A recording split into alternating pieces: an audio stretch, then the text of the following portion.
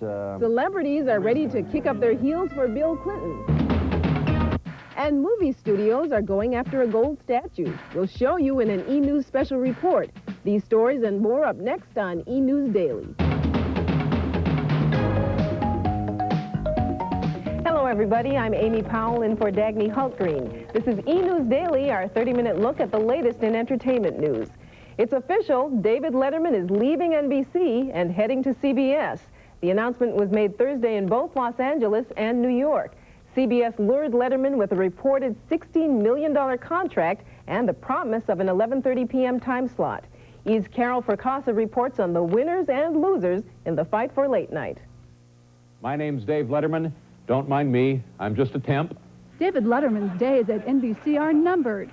He's saying aye to CBS. That means an increasing number of players will be competing for a slice of the late-night pie. Programmers are going to start looking at other demographics, and they're going to start looking at other pieces in the time slot. Afternoon TV for teens, midday stuff for young mothers at home, who knows what. But they're going to have to find a new place to go to get the money because there's just too many people taking the money out of late night. Letterman is CBS's $16 million man. NBC is standing firm with Leno. And come this fall, Chevy Chase will take his place in the host chair for Fox. Comedian Dana Carvey may soon be getting his own late-night post. And then there's Arsenio, a late-night battle veteran. Arsenio Hall just celebrated the 4th anniversary of his late-night show, but there may not be many happy returns. Some TV critics are predicting the Arsenio Hall show will become a casualty of the late-night wars. Whose numbers have not been that great. If you look at the ratings, he's actually beaten by Russ Limbaugh in a lot of parts of the country. So I think he's probably the one that stands to lose the most from this change in late night. Of the 178 stations now airing Arsenio, 44 are CBS affiliates and will most likely bow to the network and air the new Letterman show. Another 77 of the 178 outlets are Fox affiliates that are expected to either dump or delay Arsenio for Chevy Chase's Fox show. With so much chatter on the airwaves, Night Owl TV viewers may opt for something completely different. For example, what will comedian Billy Crystal be watching late at night? I'd watch reruns of Soap. It was a good show. From Los Angeles, I'm Carol Fracassa for E! News Daily. The latest ratings for The Tonight Show with Jay Leno paralleled those of a year ago when Johnny Carson was still at the helm. Arsenio Hall's ratings are down 20% from last year. And from the NBC studios in Burbank, California, The Tonight Show with Jay Leno, featuring Branford Marsalis and The Tonight Show Band. Tonight, Jay welcomes Steve Guttenberg. From Civil War's Mariel Hemingway, comedian Ellen DeGeneres, and opera singer Gary Lake. I'm Matt Hall, and now, Jay Leno.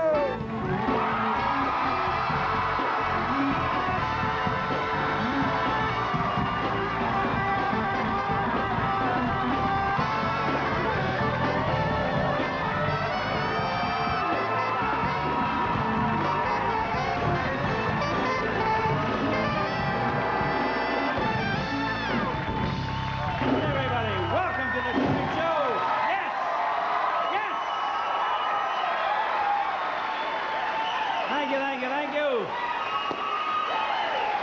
Fine group. I'm glad you're here. Hey, I'm glad I'm here, okay? Yes!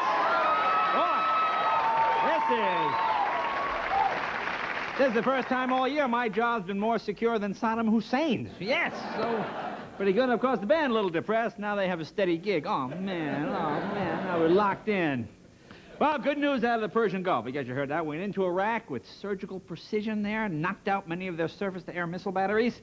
Of course, Saddam Hussein had the usual response. He scheduled a victory parade for noon tomorrow. Yeah, so and the news from the Gulf seems to be pretty good. All the planes are coming back safely. Iraq seems to be backing down, which I think is good news, certainly. You know, the only lingering problem here, this is my problem with the Gulf. Why can't we get Henry Kissinger to clear his throat before he gives an interview, huh? Have you seen him in these shows? The Iraqi people, just, that's all he has to do, just one. Come on, then speak. How hard is that? Is that difficult? No, I don't think so. And as far as Hussein is concerned, President Bush is telling the press, when someone does something wrong, they have to pay for it. And if you don't believe him, just ask Casper Weinberger, okay? He'll tell you about it. Yeah, clear that right up. Yes, sir, Bob. Yeah. And they say this budget crisis is getting worse, even worse than we thought. President-elect Clinton already has a catchphrase from his inaugural address, kind of mimicking Kennedy. He said, "Ask not what your country can do for you, because it won't be much, pal, okay?" That's it. Just, yeah. And more embarrassing news for the royal family. Oh, man, do you hear about this? Just yesterday, a sex tape was released involving Prince Charles. Have you heard about this? You hear the news today? On the tape, he says to a woman, this is the quote on the tape, "I want to fill up your tank and live inside your trousers."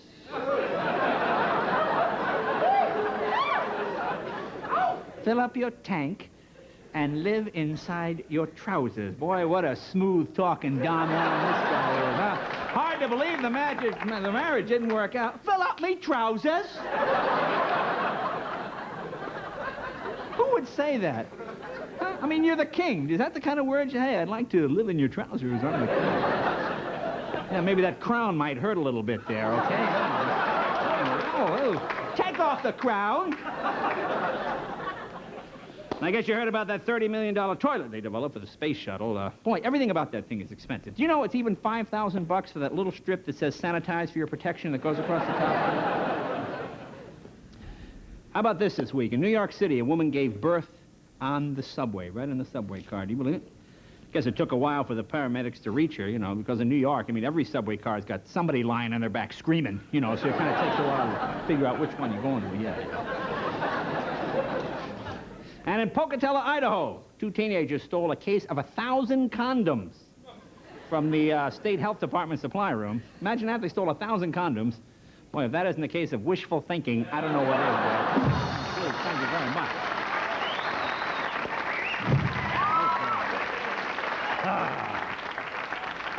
And a recent survey shows that 1 out of every 3 men in America fear long-term commitment. The other 2 didn't answer the survey because they're afraid of, you know, getting boxed into something they didn't want to handle. Too much responsibility. And on the other side of the coin, how about this? The Ladies' Home Journal reported this month that 46% of all women admit that they faked orgasm. And 100% of the men surveyed said, "Yeah, not with me they didn't." I can always tell.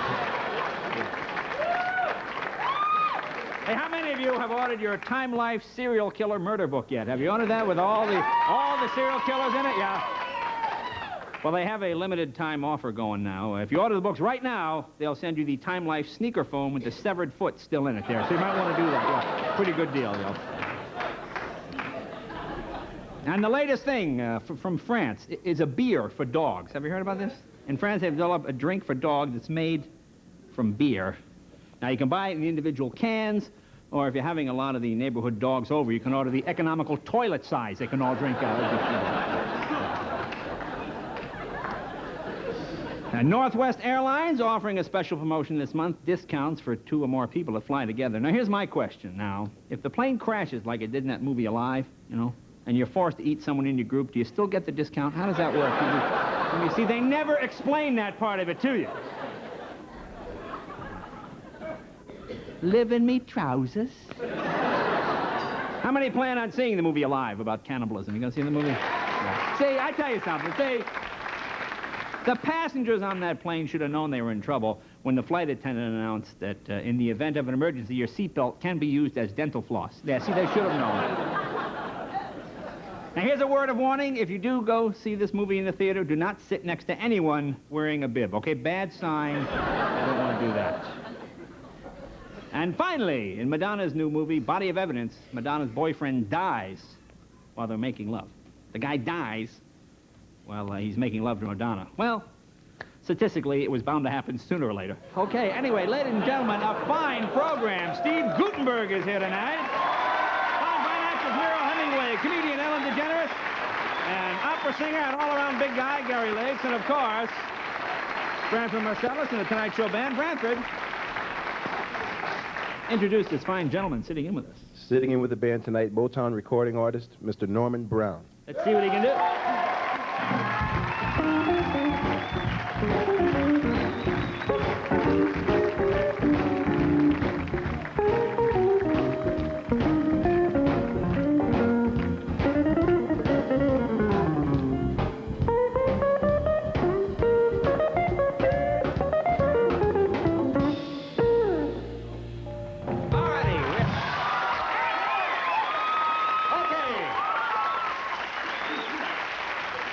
of the ways Bill Clinton proposes to turn the country around is by working closely with corporate America. And we all know the corporation closest to Bill Clinton's heart, McDonald's. And we were wondering what things would be like if we took McDonald's business expertise and applied it to running the government. For example, regular government. President makes $200,000 a year. Under McDonald's government, president would make $4 1/4 an hour. Yeah.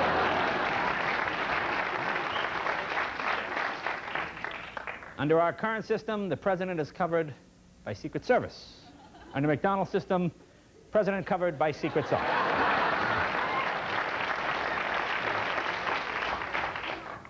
Under our regular government, the candidate asks, are you better off today than you were 4 years ago? Under McDonald's government, candidate asks, duh, you want fries with that? Under our regular government, the Speaker of the House works hard. Under McDonald's government, Speaker in the drive-thru hardly works. Yeah, Thank you. Under regular government, the Vice President is Senate tiebreaker. You all know that. Under McDonald's government, Vice President is senior fry maker. Yeah, there's a difference. Oh, I don't care if you laugh. I got the job. Don't matter to me.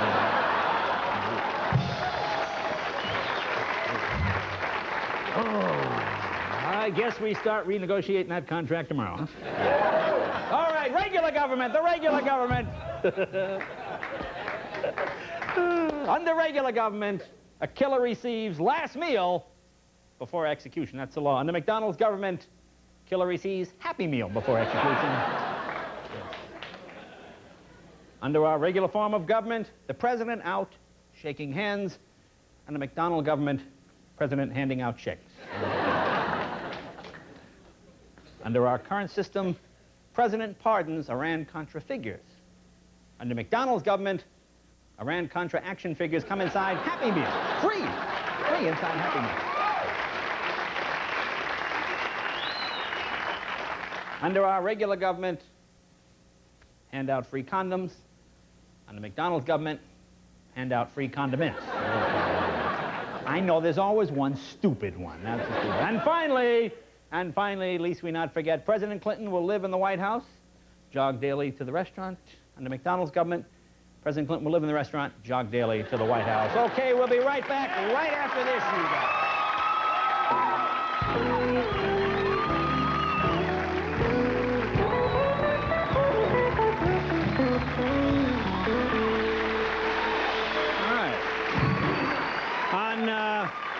On Saturday, January 16th, our own Branford Marcellus will be performing at UC Berkeley's Zellerbach Hall.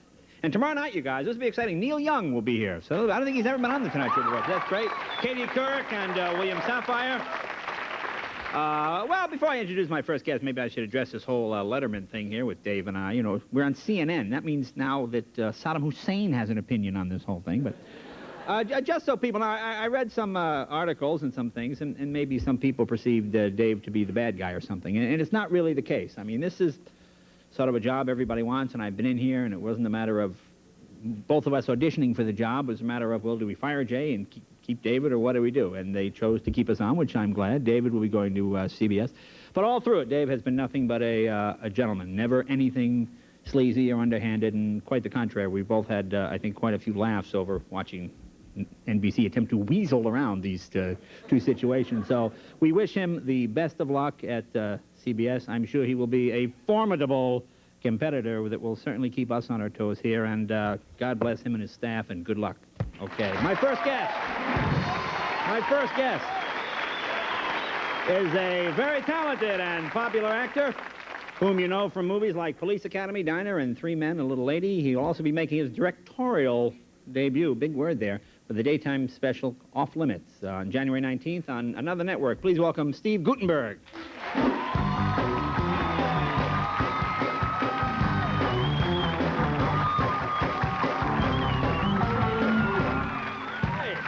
There, look at the... Got the goatee. I guess the magic act is coming back, huh? No, I've got the Burl Ives scene going. Oh, yeah. Remember old Burl Ives? Yeah, kind Mitch of Miller? Big Rock Candy Mountain? You know, what you just said was so wonderful. And I'd like to say that you've been a gentleman through this. Oh, well, no, You that's all have. right. You've Well, been a that's great fine. gentleman. Well, thanks. You have. Got them in the papers, and it's been all over, and you've handled it terrifically. It's really. all over. It's unbelievable. It is. It's unbelievable where it is. And you try to explain, there's a war in the Gulf. Never mind that. Meanwhile, Jay and Dave. How about you? I remember you used to come to the comedy clubs. And I did. You know what? Actually, backstage, it's Mike Binder, who's a friend who introduced us. Oh, yeah, that's right. And when I first met Jay, I used to see you, I think, at Westbury, and I used to see you at a lot of clubs. True. Westbury Music Fair. Anybody? Yeah. Wow. That guy. And this was years ago. It was like 16 years ago. And you had a motorcycle, which is the best motorcycle I ever saw. It's great. I think it was a Harley. It was just beautiful. That would be correct. Yes, that would be correct. And I always, whenever I come... frequent guest to our program. Yes. Whenever I come here, the excitement is to see what new car you're driving. Or old car. Or old usually car. old. But you always have great automobiles. But how about, now, did you ever do stand-up? Because you're always sort of funny on these shows and things. I see you at the comedy clubs, but you never got up there. No, I never did. I sort of always, I was hoping I would do it. Remember Amateur Night on Monday night? I always wished I did it. I never got up there. I was too scared. I actually had some old material a friend gave me, and I always would sit there on Monday night and go, next week I'll be good. Yeah. I'm sort of funnier in a living room. I'm great in the living room or in my bedroom, in my underwear, in the mirror. You all do that? You're great, and then you get out there and sort of like now. So you just do comedy in your, sort of like now, you know. Maybe if you want to go to your underwear, it might help. No, I'm teasing that. So what was the first show you don't need ratings tonight, Jay. No. You don't need ratings tonight, man. Obviously. Now, what was the... No, I'm teasing. What was the first show you... I saw you on this show a long time ago. I guess it was Boys in Brazil you had just done. Was that the first show you did? That was your first talk show? Yeah, actually, right, I was about 18 years old. I came on. You know, and we did it a couple of times together. Yeah, you remember? We did. The show. We did the show together. No, we didn't do that. Let's not, because you're in the press. Really? I like to be quiet. You're in the press a lot, so I got to be very careful with you. You know. So you did a lot of these. You did... A lot of talk show type things? You did Snyder, too, right? You did Tomorrow? I did. I actually did the Tom Snyder show. It was my first talk show. And I was so nervous on the way back in the limousine, I threw up. No, what? On the way... You mean after you did it? After the show, he did... It was the first talk show I ever did. Remember, it was called Tomorrow Show. The Tomorrow Show. On the way back, the limo guy says, so this is your first talk show, huh? And I go, yep. And he goes, well, how'd you do? I said, pull over. I pulled over, and I was so nervous. And actually, I got home, and I was sick all night. I lived in a little cubicle about the size of your desk. Now, is that the one where you had the people call in?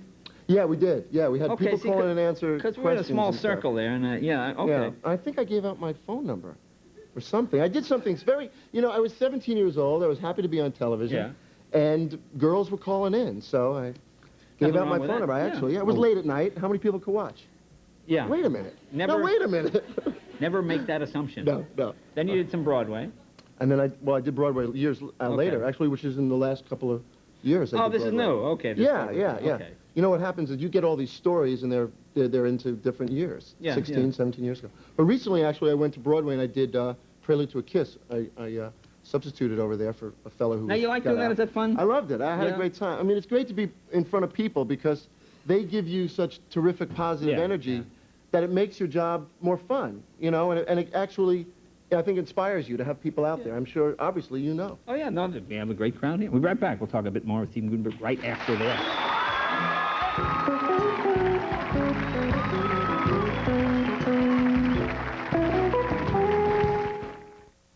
You probably think the best American car value is some little econo-box you have to settle for, right? Nope. It's a Buick. The luxurious Buick Park Avenue. That's according to the Complete Car Cost Guide. They calculated the 5-year cost of depreciation, financing, insurance, fuel, maintenance, and repairs, and found that Park Avenue is the best American car value. For a free reprint from the Complete Car Cost Guide, call 1-800-4-BUICK. And that was dinner for our favorite food critic? Everything was wonderful. Something else to drink, monsieur. Yes. Make it a Bud Light, please. I'm sorry, monsieur. We have run out. Really? Well, that does change things a bit, doesn't it? If you want great taste that won't fill you up and never let you down, make it a Bud Light. Billy's Chili. Quaint atmosphere. Is that a tip or did you just lose some change? Charming service. From Hollywood Pictures, the steepest mountains. Hope you guys are good. We are the best skiers on this mountain. The deepest powder. I'll be your ski instructor. I know. I hired you for the day. The incredible days. Amazing women are everywhere. The outrageous nights. Part of the job is fulfilling a fantasy. And you are the fantasy. The most extreme conditions. I had a private lesson. All night? In the most glamorous city. You're the best skier on the mountain. Skiing's the easy part, Carl. Aspen Extreme. Rated PG-13. Starts Friday, January 22nd. Driving to work alone. About 5 million people. Every day. In 5 million cars. By sharing the ride, just 1 day a week, we get about 1 million cars off the road and get to work about 50% faster. Join Team Rideshare. Share the ride once a week.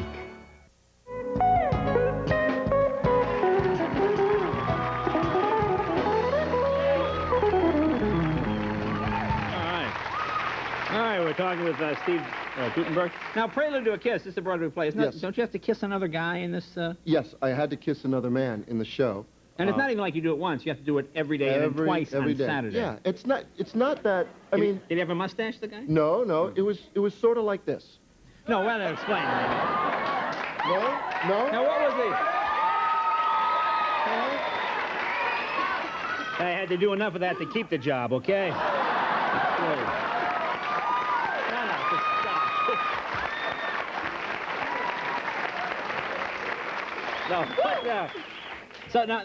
What is the scene? Is it a gay character? No. It's a man actually who switched bodies with my wife. Which actually I should call home and see if it's happening now. Yeah. But we kiss on stage, and actually it's John Randolph, and he was actually a kind of an attractive man. Really? Yeah. Really? No big deal. Oh, you theater people, huh? It's theater. Come on. There was another sort of underwear scene there too, right? Yeah, I was in my underwear actually on stage. I did a whole sort of. See you, Jay.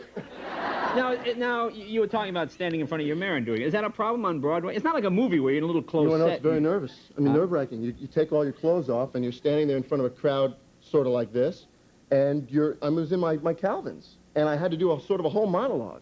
And you know, you're really nervous because you're thinking, I know I went to the bathroom before I went on stage. Is there anything down there that I don't know about? No, everything's cool. I go on my monologue. Yeah. No, that's it's a man thing. Actually, if it was a girl up there, she'd never have to think about it. Yeah, but I mean, you're not stuffing Kleenex, you're no cheating or anything.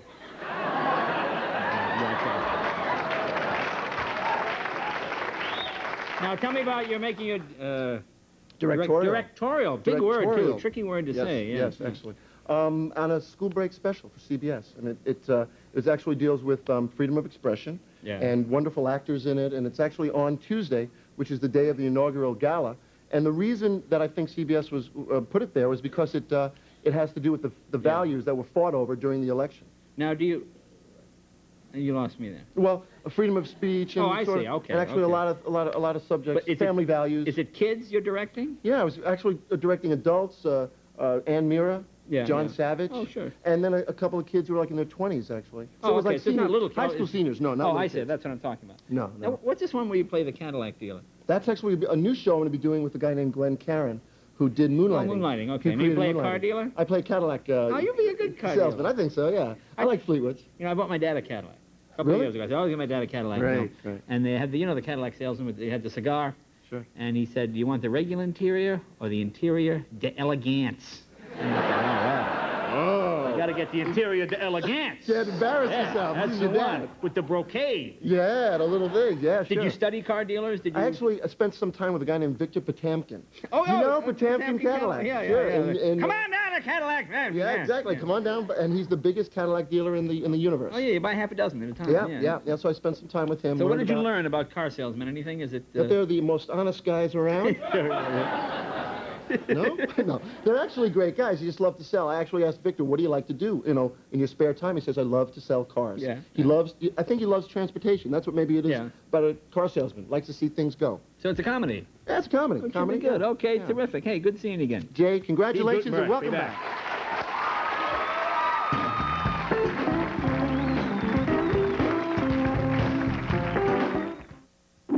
She's not only the defendant, she is the murder weapon itself. Nothing you The hear, whole situation was unnatural. nothing you read, Sex was a game to her. nothing you suspect Do you think I killed him? can compare to what you will see. Yes, would be nice. You and I making love. Madonna, Willem Dafoe, Joe Mantegna, Ann Archer. Body of Evidence. Rated R. Starts Friday at theaters everywhere. Betty went to the doctor, she was feeling kind of tense. She said, I want it all, doc, for 59 cents. I want a taste that's hot, a taste that's cold, crispy, crunchy, soft and juicy, zesty and bold. Her mouth wanted everything for just 59. She asked the doc, am I out of my mind? The doctor said, Betty, better follow doctor's order. There's only one cure, make a run for the bottom. I'm Anna Barton. Stephen Fleming never met a woman like Anna. I've never had feelings like this. And neither did his son. This is Anna, my father. I don't trust her. I've just asked Anna to marry me. Are you sure she's really what you want? You don't know her. Of course, he's not Anna's usual type. Mother. Who are you? Who are you? Fiercely erotic. One of the year's 10 best films. Siskel and Ebert. Damage. Rated R. Starts Friday, January 22nd. Check newspapers for a theater near you. Work it off. Sweat it off. It's fitness fever time at Sport Mart. The hardware, the bodywear, Everything you need to shape up. and the low price every day. It's the Sport Mart advantage. Like the BMI 9700 home gym with 220-pound weight stack. 3 stations utilize upper and lower pulley movements to exercise entire body. Only $499.96. And get 2 free Clippers tickets with any $200 purchase of fitness equipment. Got fitness fever? Fitness always costs less at Sport Mart. You'll find what you're looking for at Sport Mart.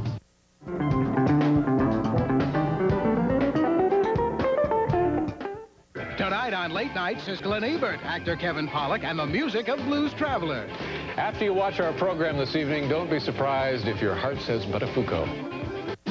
Perry Mason and a young girl trapped in her father's murderous scandal. Robert Vaughn, Robert Culp, Ken Kercheval. I'm sure it was one of you. A Perry Mason mystery movie, NBC Friday. Something big is happening at Levin's Friday through Monday. 4 big days to save big money. Everything is on sale at 20 to 68% off. Extra hours, extra sales, and office personnel to help you. You must see it to believe it. All factory fresh, top quality furniture. Thousands of items at rock bottom prices. Something big is happening at Levin's Friday through Monday. Don't miss it. Love it at Levitt's. From Walt Disney Pictures, Aladdin has everyone in America singing. Mr. Aladdin, sir, have a wish or two and three. Right on in the mood to help you do. Never had a friend, never had a friend, you ain't. Never had a friend, never had a friend, you ain't.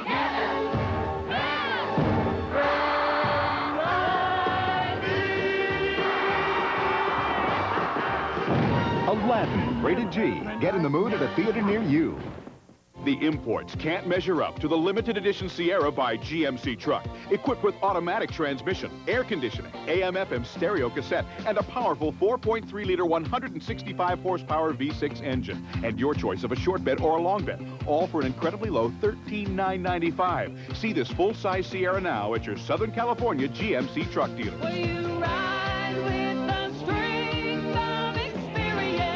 For more details, call 1-800-GMC-DRIVE. Paul Johnson's Metro Traffic, mornings at 6 and 6:30.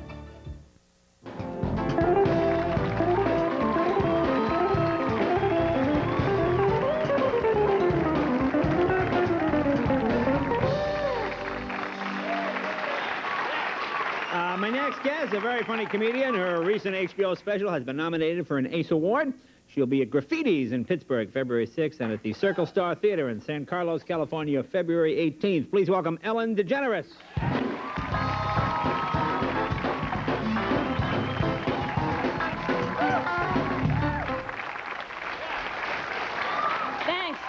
Thanks very much. I want to talk about this whole thing that's going on in Iraq, but first of all, let me just tell you real quickly.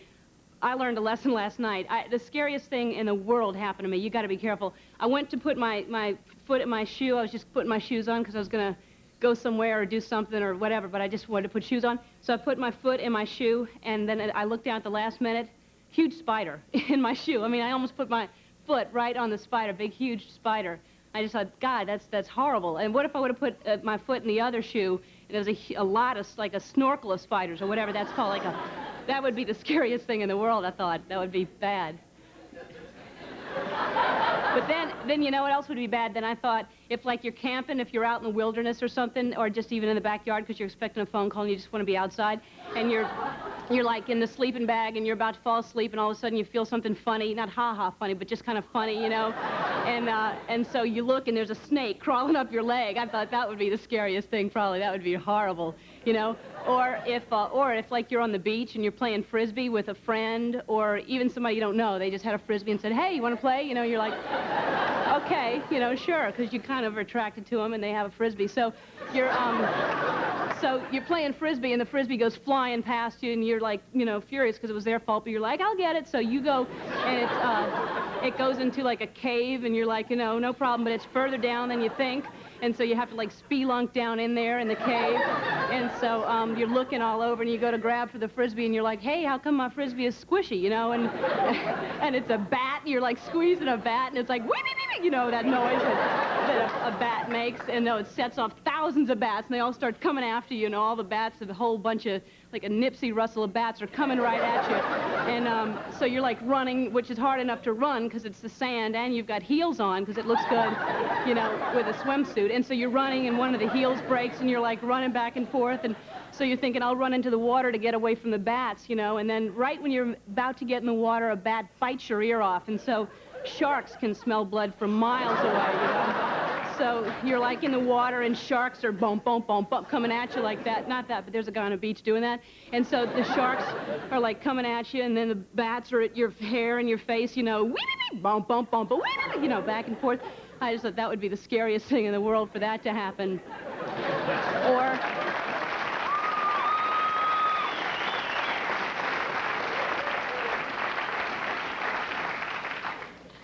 Or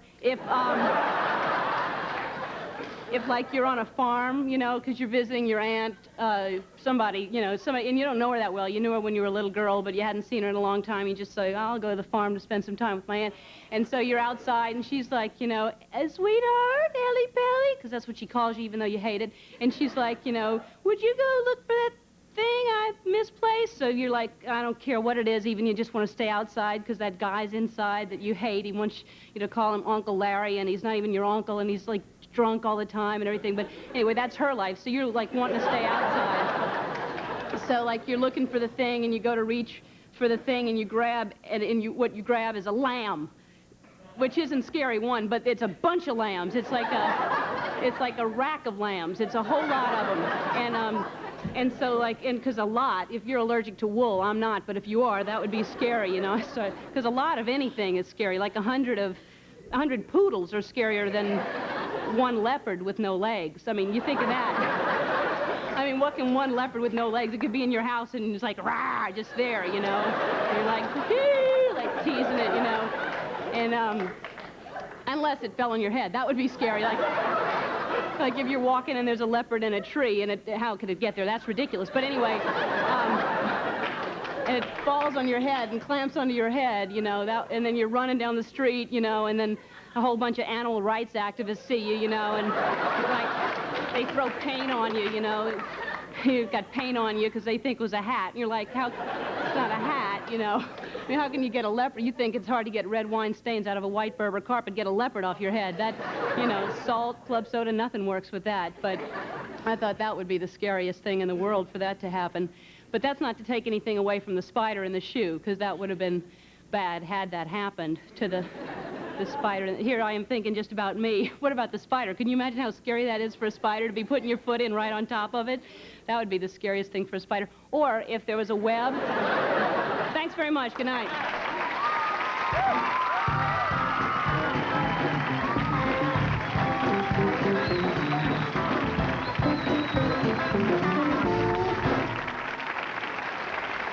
Good to see you. Good to see you. We'll take a little Good to break, see you. and we'll be right back right All after right. this. Okay.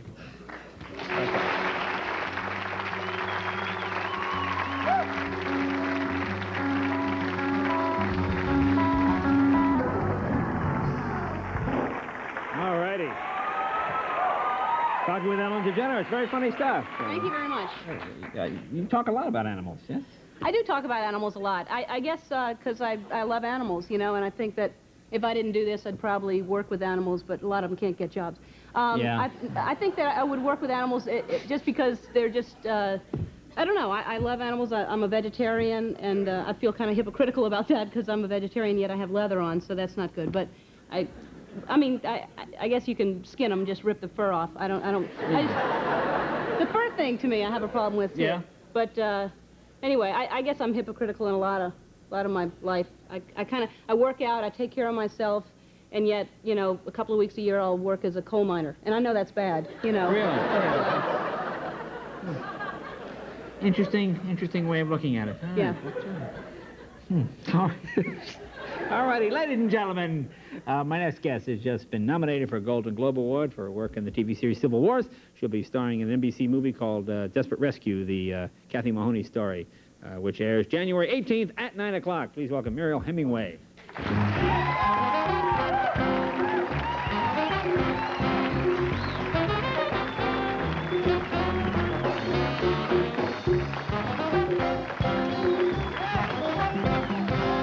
Nice to see you.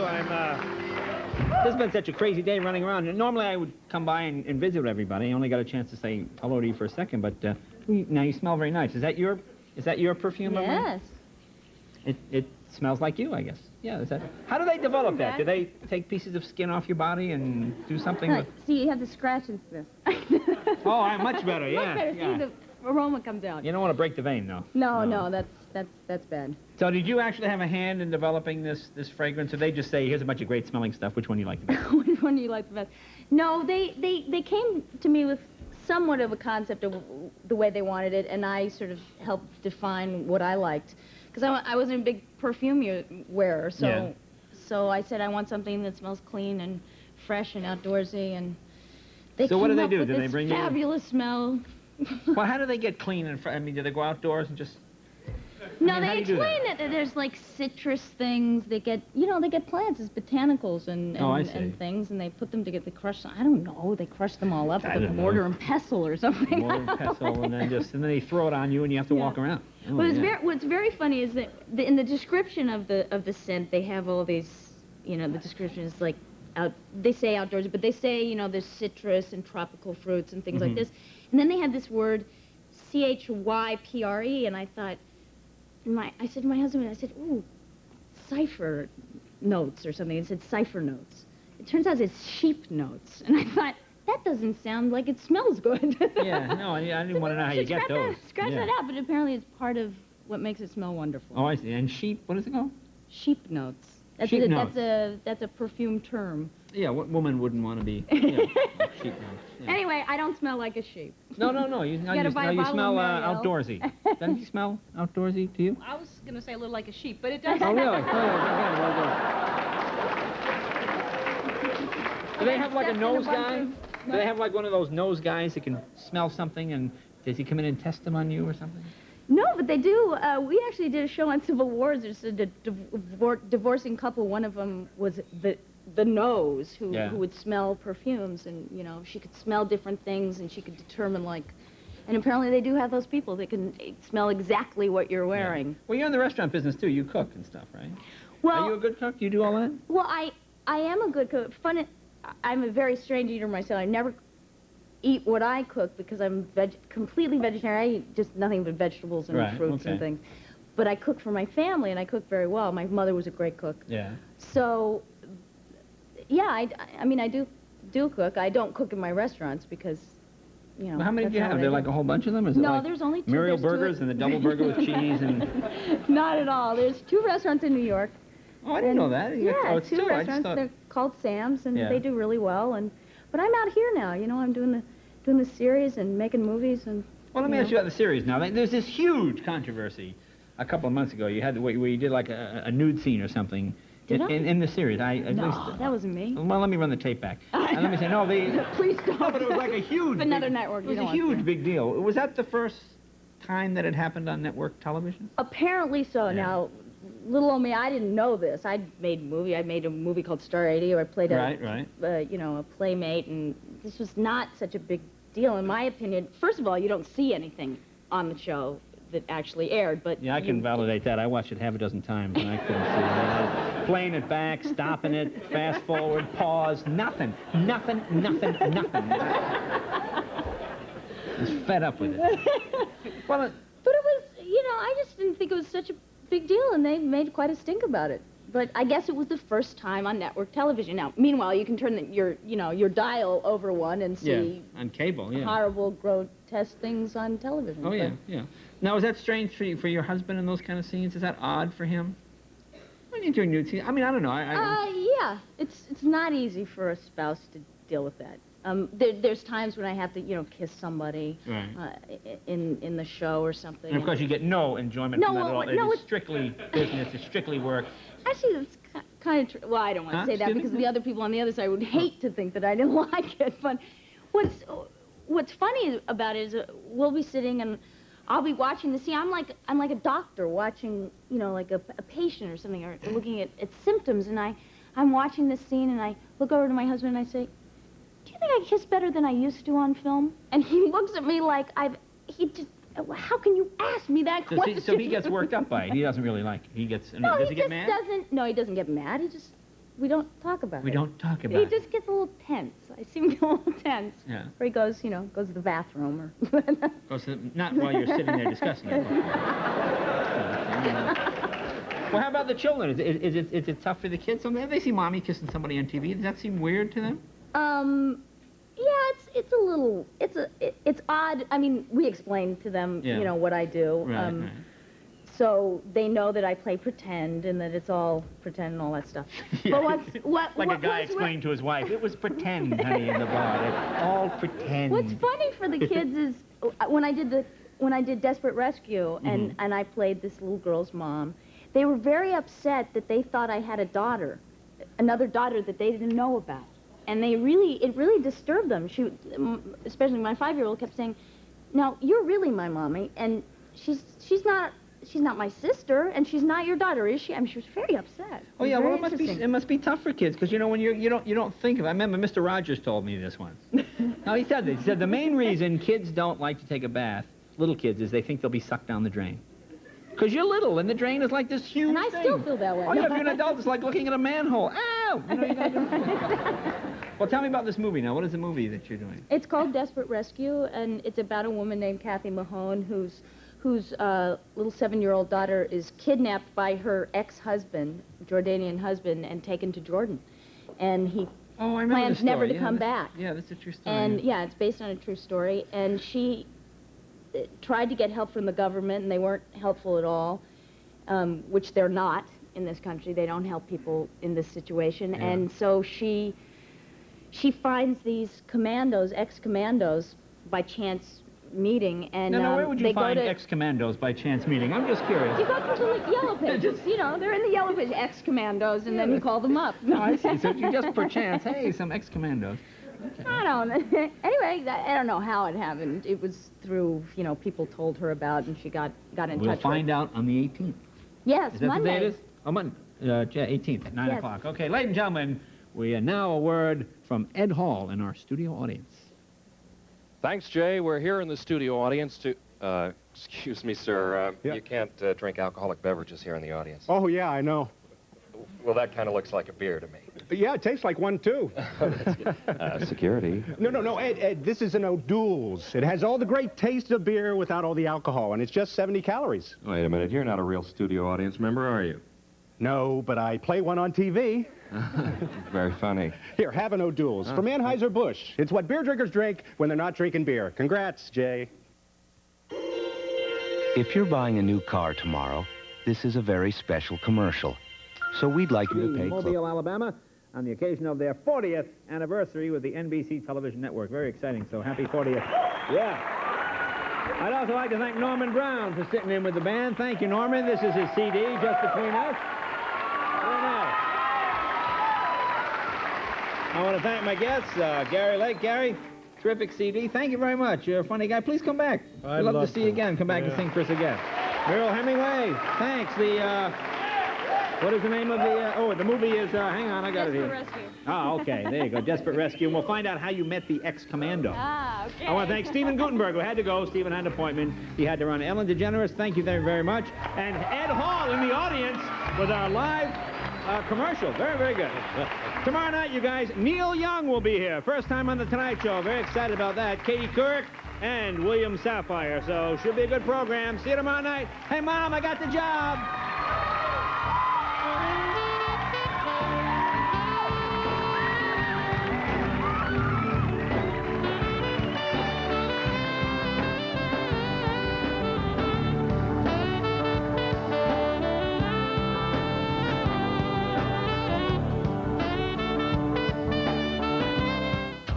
Why did the Oscar-winning director of Rain Man, Diner, The Natural, Good Morning Vietnam, and Bugsy decide his next story could only be told on television? Find out after the Super Bowl. Barry Levinson's Homicide on NBC. Just wait till you see it.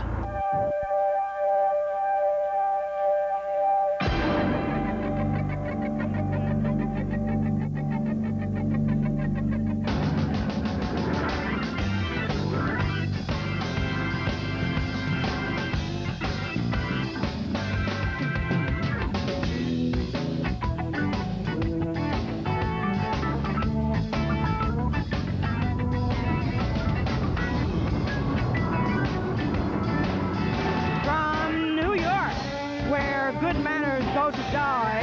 It's Late Night with David Letterman. Tonight, Siskel and Ebert, musical group Blues Traveler, and actor Kevin Pollak. Plus, Paul Schaefer and the world's most dangerous band.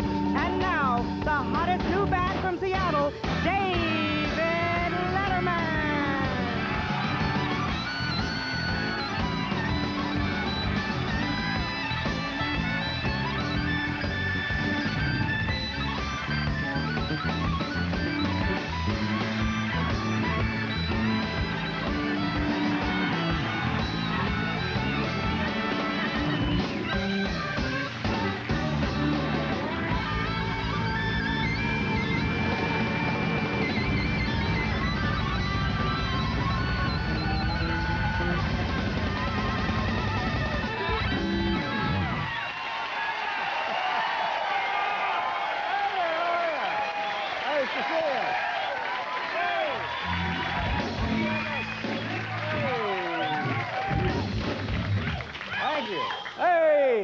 I really appreciate it. That makes me feel nice. Thank you so much. Welcome to the program. I want to begin tonight's show with a little message to President George Bush, our outgoing President George Bush.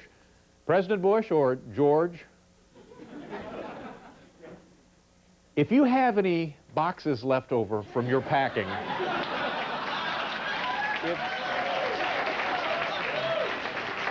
let me know. I'll come down there and get them, okay? Hi.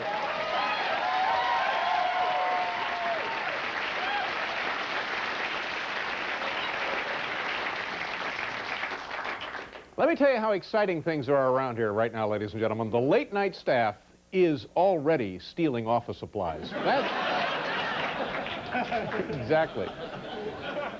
If you folks are new to the show or planning to come and visit us here at NBC, let me explain something. We have three lines. We have the ticket holders line. That's the first line. And then we have the standby ticket holders line. That would be the second line. And then we have a third line if you would like to host the show. That's where you go.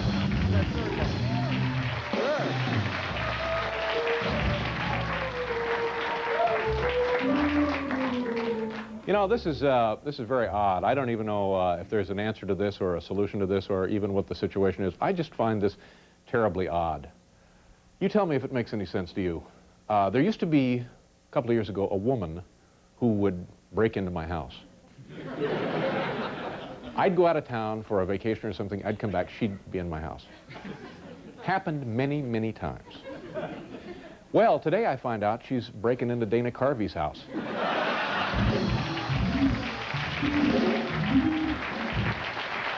What? What?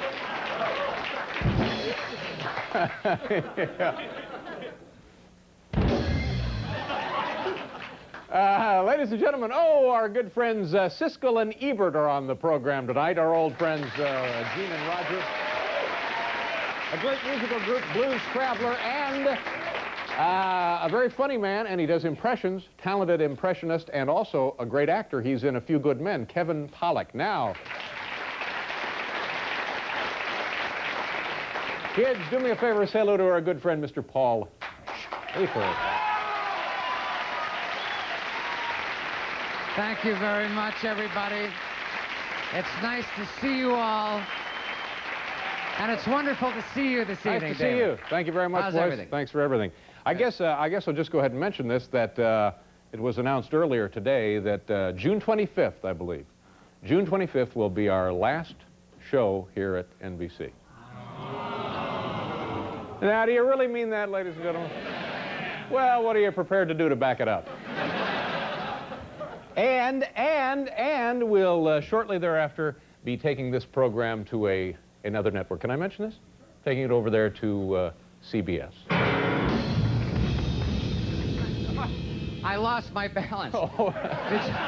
Did you say CBS? Yes, we're going to CBS. We're going to CBS Yeah, with sorry. the show? I'm sorry, Paul. I should have phoned, I've been out I of guess. town for a while. And I've been watching CNN, too. That's the funny thing. We're going to CBS. Yeah, that's right. Wait a minute, ladies and gentlemen. As that unmistakable music tells us, it's time once again for a visit from the NBC Bookmobile. Bring it in here, boys.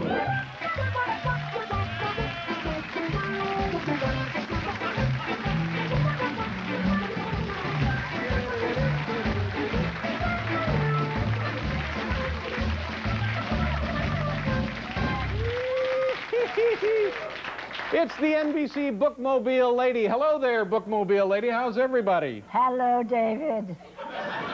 And of course, driving the Bookmobile for us tonight is the gruff but lovable Gus. Hello, gruff and lovable Gus. Nice to see you. Don't mind Gus.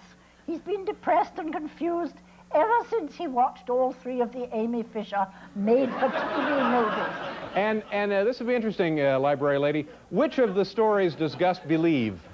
Well, his mind says Fisher, but his heart says Buttafuoco. His heart says Buttafuoco, then. All right, let's get right to the phony library books. Here we go. Yeah, this is a big volume right here. You know, I think everyone agrees that looking up words in an alphabetically organized dictionary can be mind-numbingly tedious. Well, now it can be a wild and unpredictable adventure. It's Webster's Random Entry Dictionary. See how this works, too. We're looking up Zodiac. There it is. Can you see Zodiac? Get in there close on Zodiac. Comes right after niche and just before gaffer. There. You see? Niche, Zodiac, gaffer. Random Entry Dictionary. You know, you've enjoyed them for years, and now finally there's a compilation of the best of the best. That's right. It's the Sears Catalog Underwear Pages, a retrospective. Take a look inside there. Well, my goodness. There you are, Gus. That ought to get your mind off the... Get your mind off the Buttafuocos. From the author of The Shining and Pet Sematary, here's what some claim is Stephen King's most chilling novel yet. My novels don't scare you? Well, then how about my face?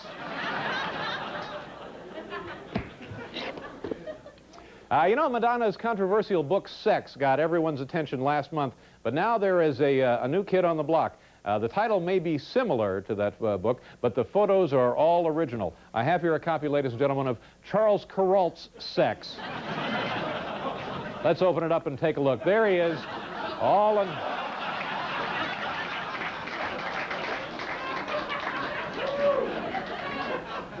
Perhaps Charles has spent a little too much time on the road. Here's an entertaining new biography that shows another side to the man many have labeled Dr. Death and the Suicide Doctor. The book is called Stop You're Killing Me, a lighthearted look at Dr. Kevorkian.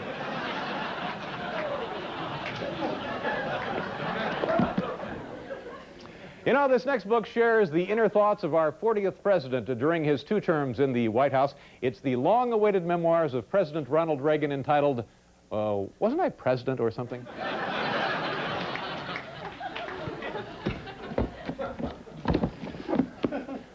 For years, she has handed out all kinds of good advice about housekeeping and economizing, and judging by this latest collection, she seems to have grown bitter and angry. Here's a hint from Heloise for you. Go screw yourself.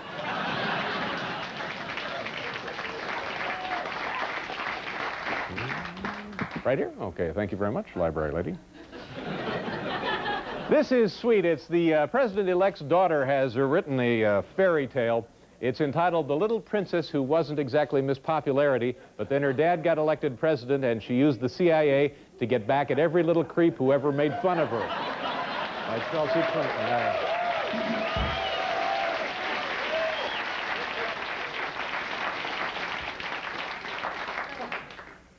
But his heart says Buttafuoco.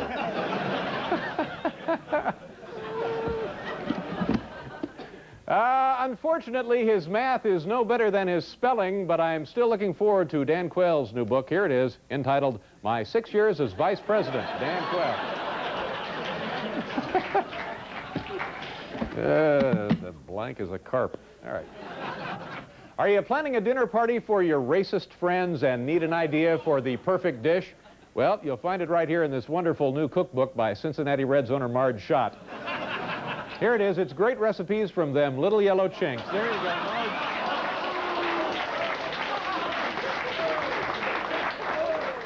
Okay, thank you very much, library lady. Good luck, Gus. Haul the old bookmobile out of here now. We have to pause for a commercial.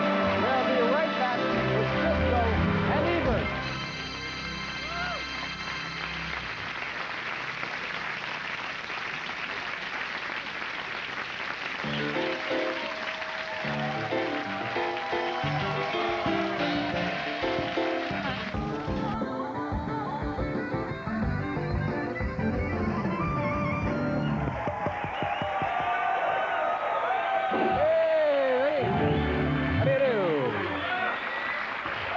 Welcome back to the program. Siskel and Ebert are here tonight. John Popper is over there. You got a busted hip or something, huh? Yeah, my leg, yeah. Yeah? Drove my motorcycle into a car. It was a neat trick. Well, you shouldn't be doing that. Oh, yeah. What if you bust... What if you bust up your lips there and you can't blow your harp or your harmonica? Well, you know, they have this thing they do. Oh! Yes, sir. CBS, here we come. Let's see. Also on the program tonight, Kevin Pollak, a brand new, big film star, actor kind of guy. And is there anything else we ought to cover? I think we've covered it. I just want to mention this one time because I want to sense, once again, see if I sensed it accurately, the wave of apathy that swept over the studio audience when I said that June 25th would be our last show here. Well, I think think it happened again. Oh, no! No, you're phoning this up, hoping that there'll be some kind of raffle or giveaway. I thought they were saying, they thought you said, here's a picture of a cute little kitten. No. And they made that kind of a reaction. You know, I would stay here at the NBC. I'd be happy to stay here at NBC, but my heart says Buttafuoco.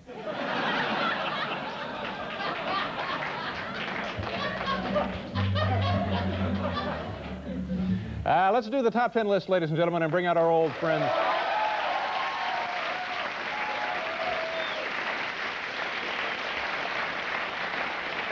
I've never heard a group of people so unstunned by an announcement in my entire life. Yeah, so what? Can we get a cab? Are the subways still running? Fine. Good luck, showboy. Let's see. The category tonight from the home office in Tahlequah, Oklahoma, top 10 reasons I'm leaving NBC. Here, right here in the top 10, ladies and gentlemen. Oh, stop it. You're embarrassing yourselves. Top 10 reasons I am leaving NBC. Here we go, number 10. Heads CBS, tails CBS. Number 9. It just makes sense since I'm already commuting with Andy Rooney. Number 8. At last minute, CBS kicked in a new set of Michelins. Number 7. I've stolen as many GE bulbs as I can fit in the garage. Number 6. Number 6, in order to grow as an artist, I feel it's important to do the same crap over at CBS. Number 5, tired of being sexually harassed by Bryant. Yeah. Number 4, can't convince them to do another triple cast. Number 3, finally realized not only are they never going to make me an anchorman, but this, technically speaking, isn't even a news show. Number 2, CBS had the best Amy Fisher movie. Yeah, right there. And the number 1 reason I'm leaving NBC, they insist I wear pants. There you go.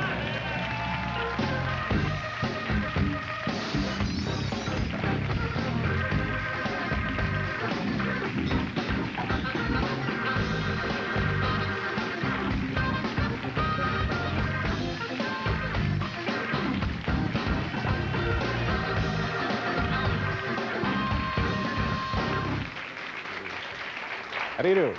From now on, ladies and gentlemen, as you watch the program, this little segment of the show right here, when you see me leave the set and you hear Paul playing that music after the top 10, I'm up in the audience dancing with studio audience members. I love this section of the show. Oh, it's proven to be one of our most popular features on the program ever.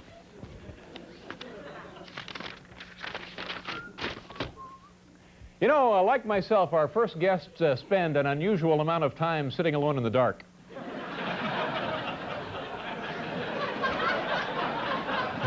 But their hearts say Buttafuoco. It sounds like a line from a perfume ad, doesn't it? Yes. Yeah, maybe that's Joey. It's scent. Joey, your heart says Buttafuoco. Siskel and Ebert have a special this weekend called Memo to the Academy. Here they are, ladies and gentlemen. Please welcome back to the program renowned film critics Siskel and Ebert. Here we go.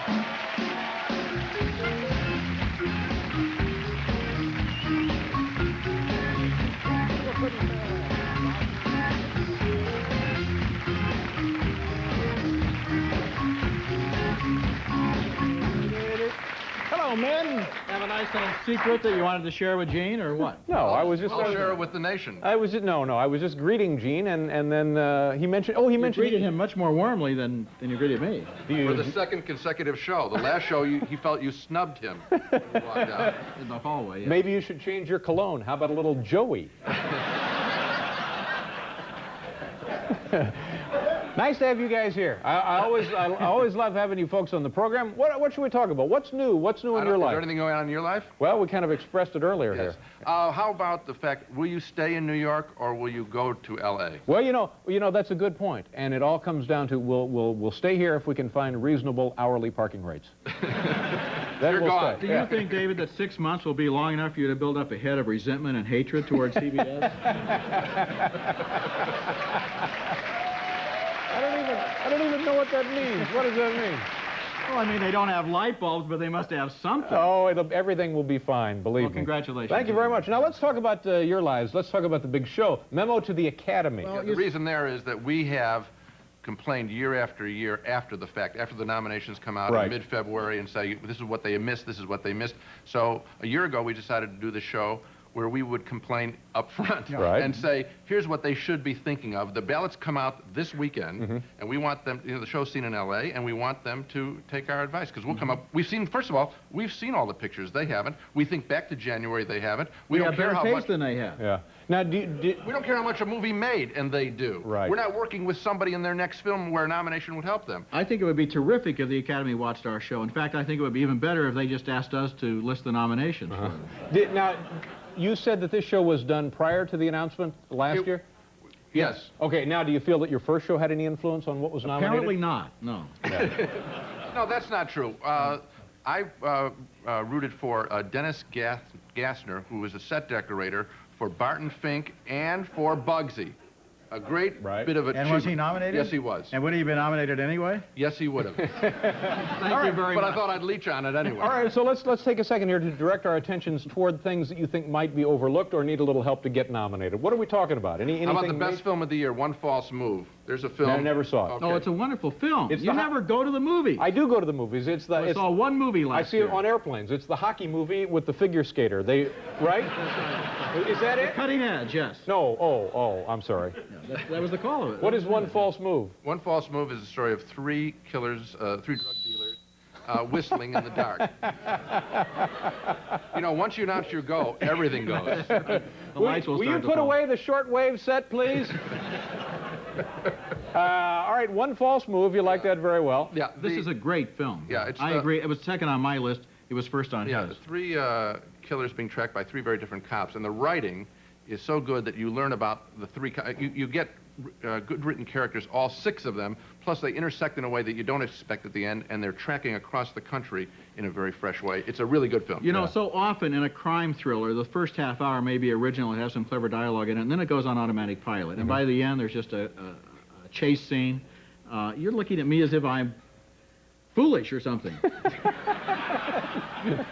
Maybe I've said this before. I apologize. No, but it's true. Because at the end, it goes on automatic pilot, and you can predict everything that's going to happen in the last hour of the movie. And in this movie, there are surprises right up until the last scene, David. So help me God, it's the truth. And what are you thinking about as you're looking at him? Well, it wasn't foolish, but it does begin with F.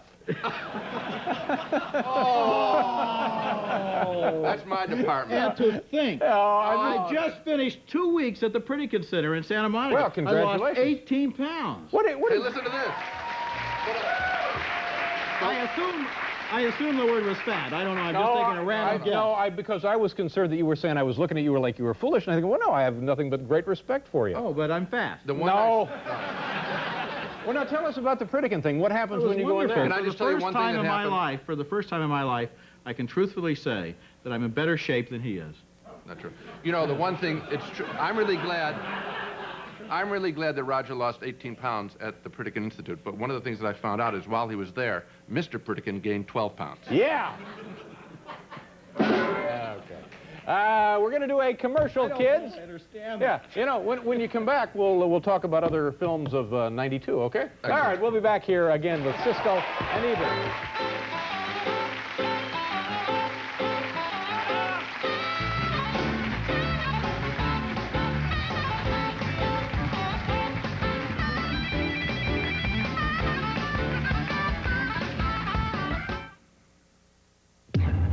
Fugitive, fighter, hero. When push comes to shove, you're going to be dealing with me. I look forward to it.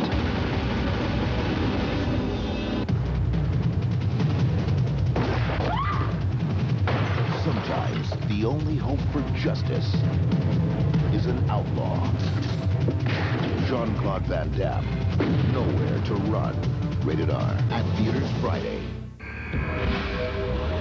The available anti-lock brakes on the new Geo Prism can help you negotiate driving hazards during hard braking. And every new Prism comes with a driver's side airbag, which we'd also be happy to demonstrate. But you've seen all that before. Besides, why ruin such a beautiful car? Get to know the newest Geo Prism, at your Chevrolet Geo dealers.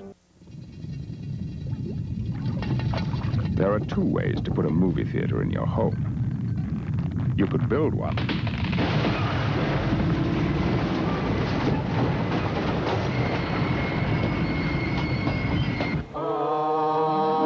Or you could simply buy the giant 35-inch RCA home theater with SRS sound. It's the easiest way to get a movie theater in your home. I'm Anna Barton. Stephen Fleming never met a woman like Anna. I've never had feelings like this. And neither did his son. This is Anna, my father. I've just asked Anna to marry me. I don't trust her. Are you sure she's really what you want? With love comes risk. Do you think I would have married Martin if I couldn't be with you? With obsession comes damage. 2 thumbs up, way up. Damage, rated R. Starts Friday, January 22nd. Check newspapers for a theater near you.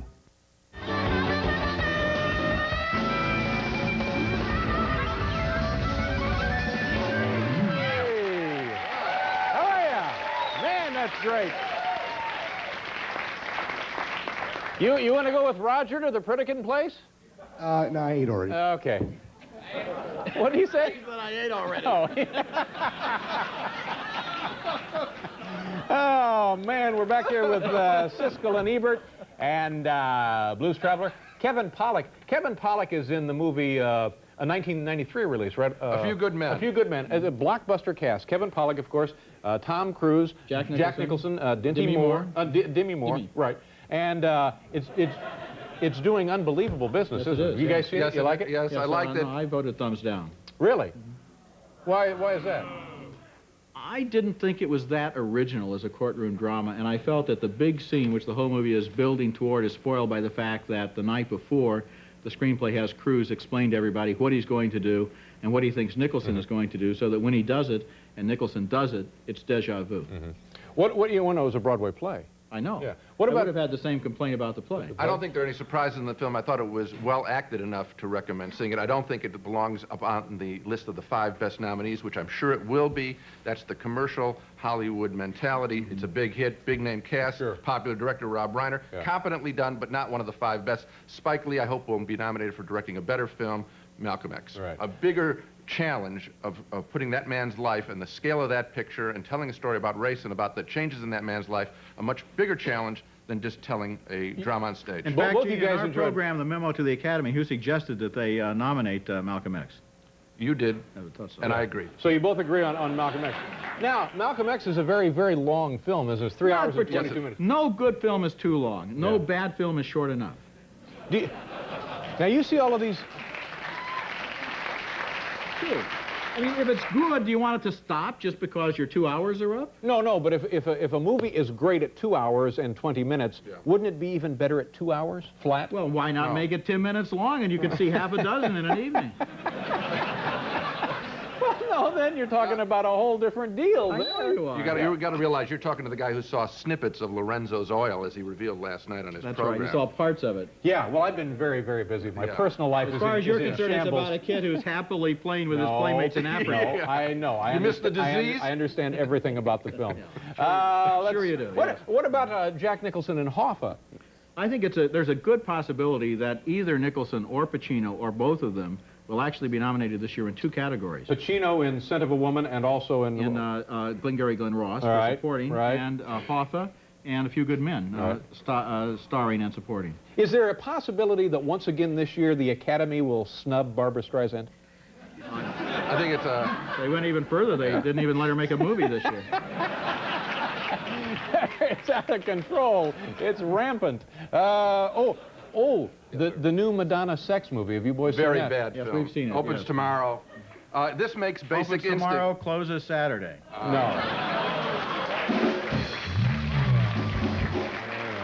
Makes Basic Instinct, I'm sorry. It does make Basic Instinct look like it made sense and was life-affirming. Sense. This is a movie about a woman who lives in Portland, Oregon. Right. This is Madonna. She lives in a houseboat, a 2-floor houseboat with giant floor-to-ceiling plate glass windows, which she stands in front of night after night, taking off her clothes, and nobody... Say no more. ...ever bothers her. Not even a lobster man comes to, Really? Now, this is Madonna? A stevedore. You would think that even in Portland they would notice that. A matador. A woman down on a houseboat, down on the dock, who's naked every night. And this is her little sexual That's where she lives. Yeah. I thought that this was just the wrong direction for her to go with her career. After the sex book, I would think that she would have made a comedy or something like that.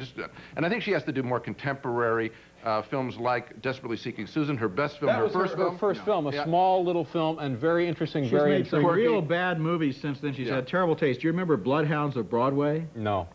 Shanghai Surprise? Yes, I remember that. Well, she was in that with Sean Penn, wasn't she? Yes, she was. Yeah. I think what you guys are overlooking in the case of Madonna, and that is that she is... Not much that has been overlooked. Hey. What I was going to say was, she is one hot lady.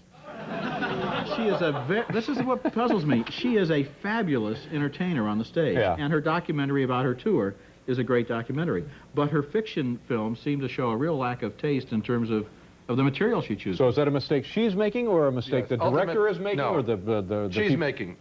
She's in control of her career, and she's gonna. I think she'll just have to pay more attention to the film business. I don't think you can do the film business left-handed while you have a singing career going on. How are things in Chicago for you guys? Terrific. Want to move the show there? I wouldn't mind going to Chicago. Yeah. You, as I understand it, you and Oprah pretty much run that town, right? The 3 of you? Now the Ditka's gone, yes. Yeah, that's right. Oh, that's right. Oh, that's true. We ran him out of town. It used to be the 4 of you. We had too much power. And now Mike is gone, and it's just you and Oprah. The Pritikin died, it may be just me and Oprah.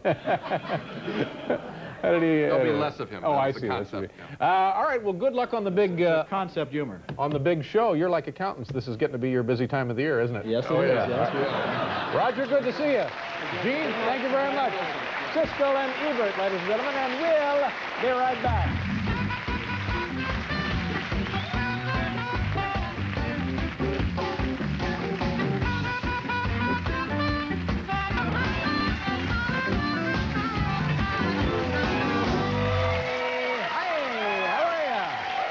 Nice to see you.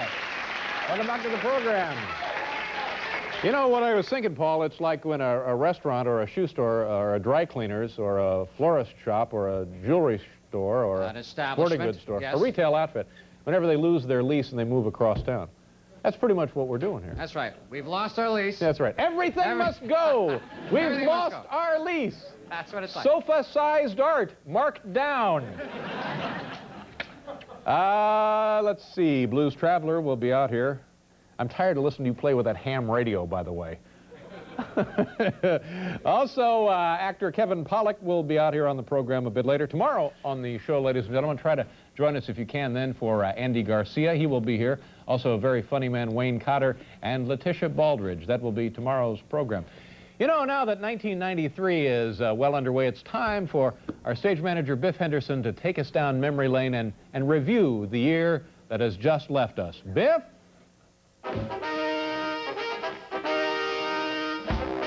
Biff Henderson's Look Back at 1992. It's over.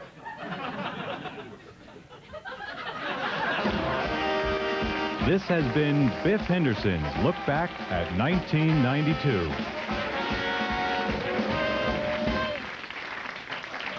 Thank you very much, Biff. I don't think there's a dry eye in the house. We're going to do a commercial. We'll be right back here with Blues Traveler, folks.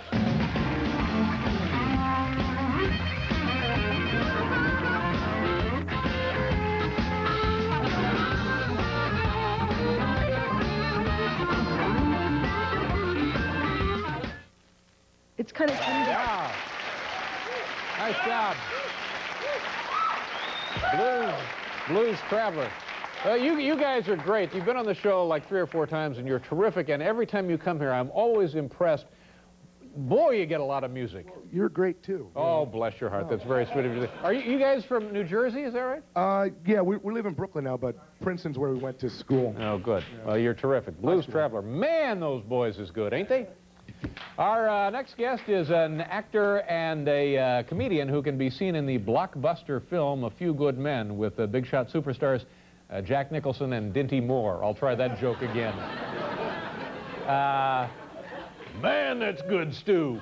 Thank you. All right, Dinty. Let's get out there and wait on the verdict. Ladies and gentlemen, please welcome back to the program Kevin Pollak. Kevin.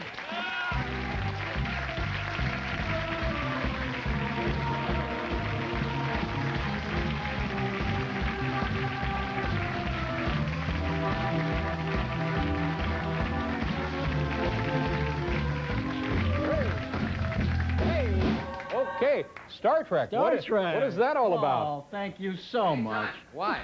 I'm a William Shatner sycophant, basically. Really? Well, he's a king Have of you met the overacting. man? You know, I haven't. And Bill, if you're watching, God bless you. I enjoy him because he's a king of overacting for no apparent reason, and you have to love that. I can't believe he still has this TV show on the air, this Rescue 911, this Roadkill that's on once a week. Roadkill? That's on once a week, right. And even that, he chooses to make overly dramatic. Here on 911. I don't know what the hell that's about. I really don't.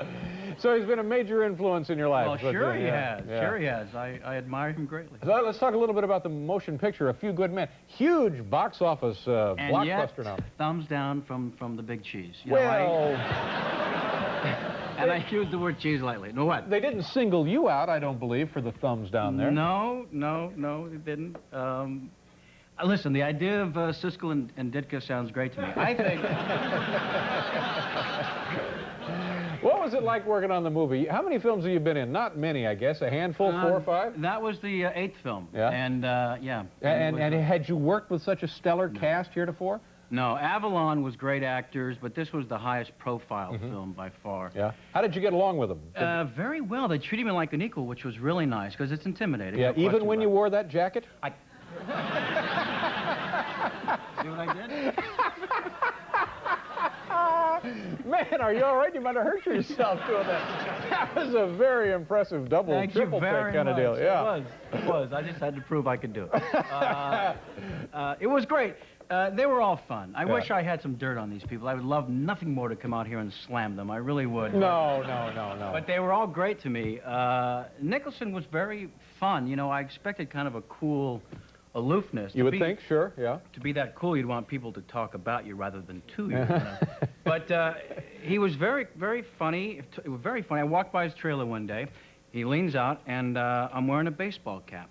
And I'm walking by, and he says, hey, I'm doing this picture with your old man. He's a great actor.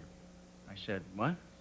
Yeah, your old man's in this movie I'm doing, A Few Good Men. He's terrific.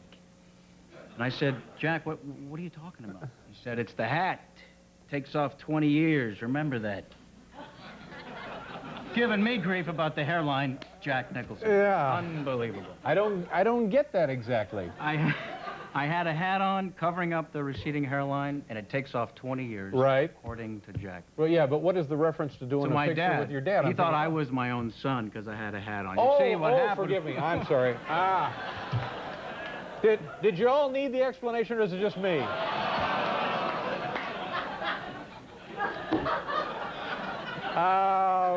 And what about Bill Clinton now, the president? How do you feel about that? A brand new president, a new administration, a new outlook, new material? Comedians are going to miss, obviously, Quayle in a huge way, but Clinton is fun. Well, you see him jogging every day on CNN, and that's exciting. It doesn't seem to be helping the physique much. He's a bigger guy than maybe you'd like to see jogging. But I think the problem is he jogs, and then right into McDonald's. See there? Sure, yeah. You got to cut that. Can't be doing himself much good that way, no. And put on some sweatpants, please, because the shorts, you know, we don't need to see bony, translucent legs on the president, is what I'm saying. But learning to do him was difficult because I kept hearing Jimmy Carter, because they both have a high voice, very southern, very high southern voice. You know what happened was one day I added Elvis Presley. And when I added Elvis Presley, I realized that was Bill Clinton. She's right in there. You know, the people have always said they wanted a king in the White House, and now we have one, which is great. I'm thrilled. I feel like the whole country just won the Super Bowl. I'm thrilled about these guys. Are you going to miss George Bush at all? I am going to miss him, but the fact of the country behind these two guys is a little frightening because I don't like to be a part of popular opinion. You know, I mean, the last time the country put this much faith and loyalty behind two Southern boys was the Dukes of Hazzard. You know, I'm a little frightened by that. I'm going to miss Bush. I'm going to miss Ross Perot because I loved his analogies that meant absolutely nothing. Hey, see, here's the thing. It's really quite simple. You see, the economy is like peanut butter, see? If you feed it to a horse and he chews on it, it'll look like he's talking. That's not a bad theory. But then I realized it was the 3 speeds of the presidential race. Because you got Ross, he's 78 speed, way up here, way too fast. About 78 speed, you slow things down a little bit to about 33 speed. You got your Bill Clinton. And then you slow things down even further. To 15, maybe 16, you got your Georgie Bush. I took the Dana Carvey Bush Clinic a couple of years ago. And, you got your money's worth. And I got it in. Yeah. Other films? Yeah? Another one coming out in April called Indian Summer. Wow, when did you decide you were going to be an actor? Because I always thought of you as a great stand-up comic and also a guy who did a lot of impressions. I didn't know you were going to be like a big-time movie star. What the hell is this about? Yeah. Is basically the question. Well, you know, you kissed the right butt, is all I can say. Well, I'll keep that in mind with our new location. Good to see you, Kevin. Nice Congratulations on everything going so well for you. We'll be right back here, kids.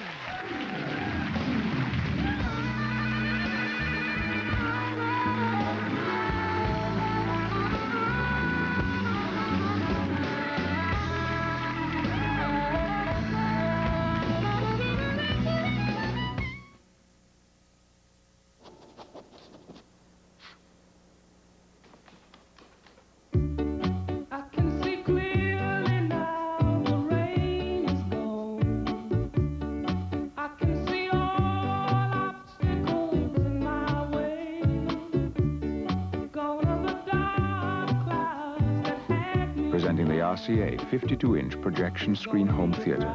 It's bigger and brighter than almost anything out there. They had a pot of regular. You wanted decaffeinated. Try Folgers Coffee Singles, made with ground roast coffee in its own filter for one freshly brewed cup. Decaffeinated Folgers Singles, the ultimate one-cup coffee machine. How a count eats a Reese's peanut butter cup. I like to eat the peanut butter first. There's no wrong way to eat a Reese's. What does it take to get delivery of a new or used car at Foothill Nissan if you have good credit? I'll tell you what it takes, $25. $25 is all it takes. And I'm talking about any new or used car in stock. Yes, I'm talking about 300ZXs as well. $25 will deliver any new or used car in stock. Call it. 687-7000. 687-7000. Tell us what you want. We've got it. Then drive to Foothill Nissan in La Crescenta. Bring me $25. The critics are raving about The Crying Game, a brilliant thriller, says the New York Times. Golden Globe nominee for Best Picture. Funny the way things go, never the way you expect it. The Crying Game, rated R, starts Friday at a theater near you. 1-800-SUE. Your neighbor's football rolled in front of your car and you had to stop short? Whiplash. We can sue him. 1-800-SUE. Suing for ridiculous reasons. Next Donahue. At 3 on Channel 4.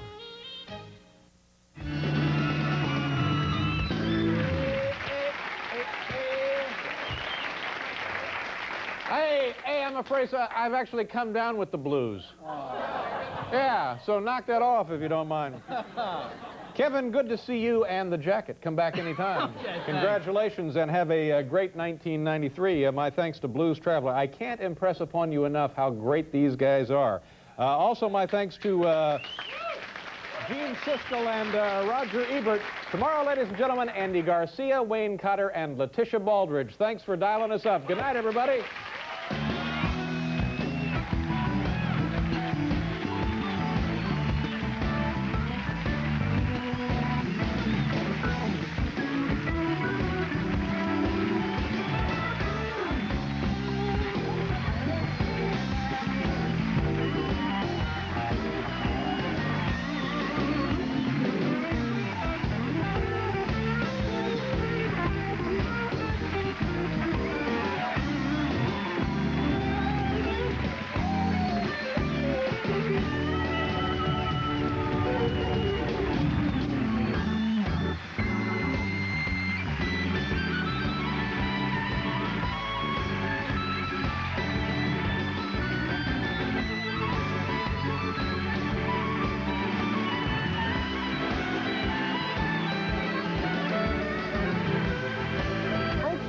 Or if comedian David Letterman would get the world's most coveted desk job.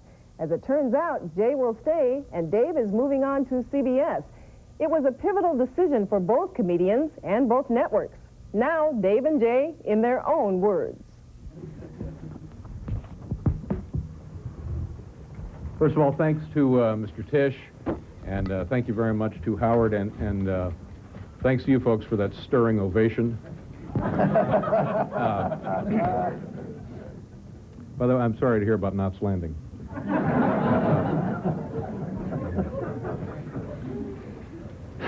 I never dated Amy Fisher. I fixed her car. I helped her with her homework. I never laid a hand on Amy Fisher.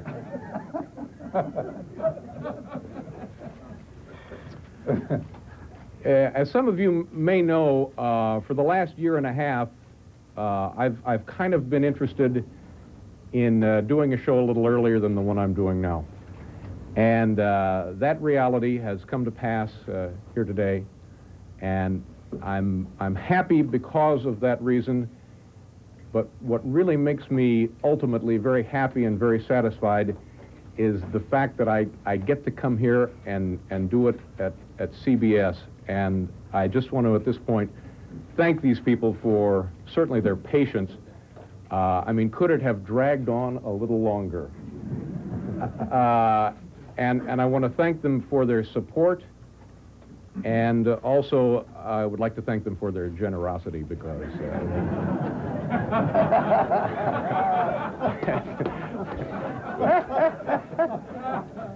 this deal certainly would have put a smile on Jack Benny's face. Even in the condition he's in now, he would have found reason to celebrate this. I guess what we'll do is we'll take some questions, we'll take some discussion on this, and then when we're finished, Colin Powell will come out and update you on the bombing. So, whoever, yes, ma'am.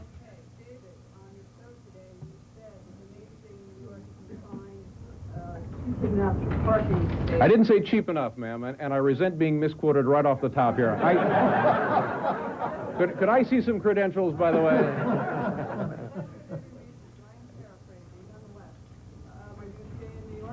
$14 million, I think we can afford any parking space you want.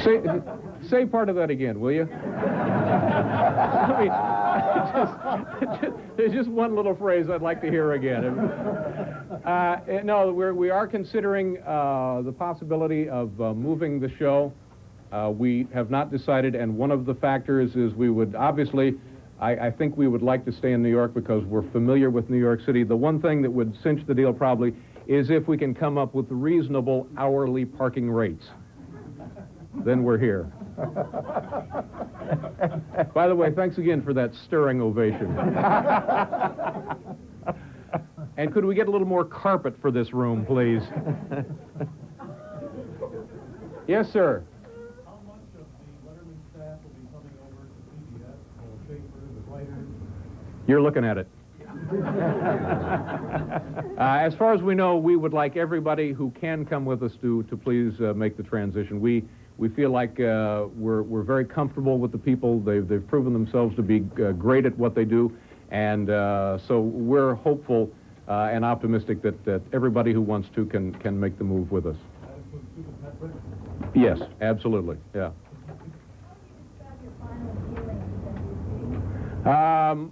You know, I want to also thank NBC for their patience in this, because I'm thinking if it were me, I would have certainly gotten fed up with this situation a long time ago, and we had to do a show for those people each and every night as all of this happened, and I think that they certainly behaved honorably and as gentlemen, and I do have nothing but great thoughts about my 11 years at NBC, and I'll tell you right now, what I will miss most would be the if I think about my years at NBC, what I'll miss most, I guess the back rubs from Irving R. Levine. But the man is a master, yet there's a certain gentleness to him that I find incomparable. Yes, ma'am.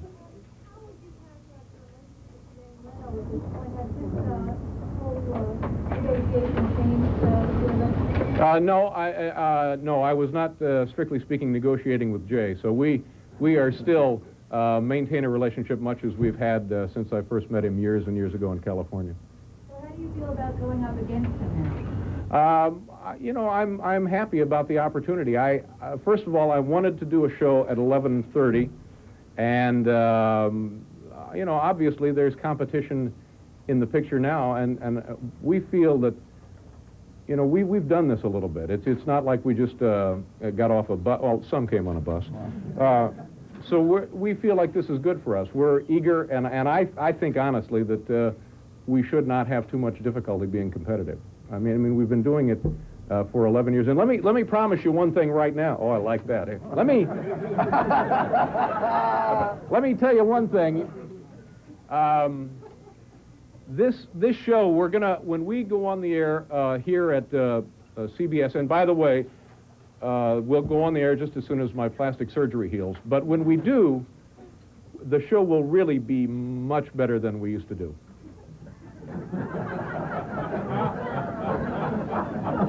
I mean, that was a contractual issue, and we said, sure. All right, we'll let you have that one. It'll be a much better show. Our coverage of the David Letterman news conference continues in a moment. When we return, Dave reveals his plans for Paul Schaefer. And we now resume E's coverage of the David Letterman news conference from New York City. I spoke to Mr. Carson on Sunday. What did you say? He He said, "Stop calling me." Alex and I are playing tennis. Stop bothering me. Yes, there have been points in my life when I have turned to Johnny Carson for advice. And the reason I am standing here, there have been many, many people in my life who have been helpful and supportive and encouraging to me, and I would have to think that the most important figure has been Johnny Carson. The man has been encouraging and helpful to me in ways that he doesn't know I know about. He has, in my career, done things not for any open gratitude or any favors returned. He has been so helpful to me and such a role model for me that I will never be able to repay the kindness to the man. Dave, are you going to kick Jay Leno's ass, and what do you think will happen to Arsenio in the upcoming movie, Late Night Battle? I'm going to kick your ass. That's what I'm going to do, buddy. Me and Larry, down there, all over you. Like a cheap suit, pal. You're dead meat, right, Larry? Take it. You loosen him up, I'll finish him off. You know, it's silly to say things like that. And you probably feel silly now. No, the only kind of strategy we've ever used is we worry about ourselves. We worry about our show. We concentrate on doing the best show we can possibly do. And, you know, all of that other stuff seems to take care of itself. I know that it's going to be difficult. I know we have some obstacles. I think our goal, I think everybody up here just it wants us to be competitive. So I would not say we're in business right now to kick anybody's ass. How do you feel about guests coming on your show for the next few months and bringing up your deal and your move? I think that we'll grow weary of that pretty soon. I think you folks have grown tired of it already. So I don't see that as a problem. What about Paul? Did he come along with the deal? Oh, Paul.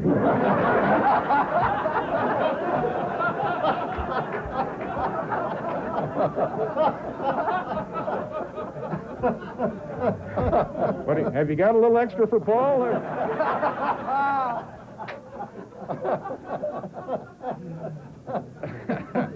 No, absolutely. Paul Schaefer, I've said this before, Paul Schaefer and the band Night In and Night Out is the best thing about our television program, and I would not have considered any change unless Paul was eager and happy and willing to go with us. Okay, that's about it, eh? Thank you very much, ladies and gentlemen. Nice chatting with you. And now to Los Angeles, where Jay Leno answers reporters' questions on the Letterman decision.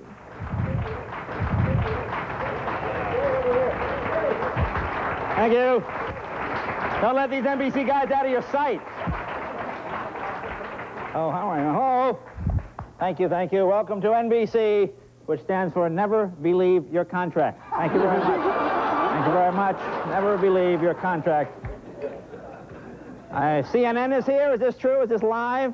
You know what this means? This means Saddam Hussein now has an opinion on this. Do you really? He's in a bunker going, I like Dave, but yet the other guy, I don't know. It's very confusing. I think he voted. I know. You know, there is a war in the Middle East, and all the people going, where are the reporters? Oh, they're in Santa Monica. There's a briefing going on there as well. So again, well, what should we talk about? Let's see. As you know, I've had some lucrative offers from Lifetime Cable. I don't want to brag. People are interested. I don't want to give figures, but we're talking in the thousands. Okay, it's over a 5-year period, certainly. But I guess, you know, this is sort of strange, ladies and gentlemen. You know, Bill Clinton said we will be living in an age of lowered expectations. You people are all here. I have the job. What we're celebrating is I haven't been fired. Okay, do you understand that? I already have the job.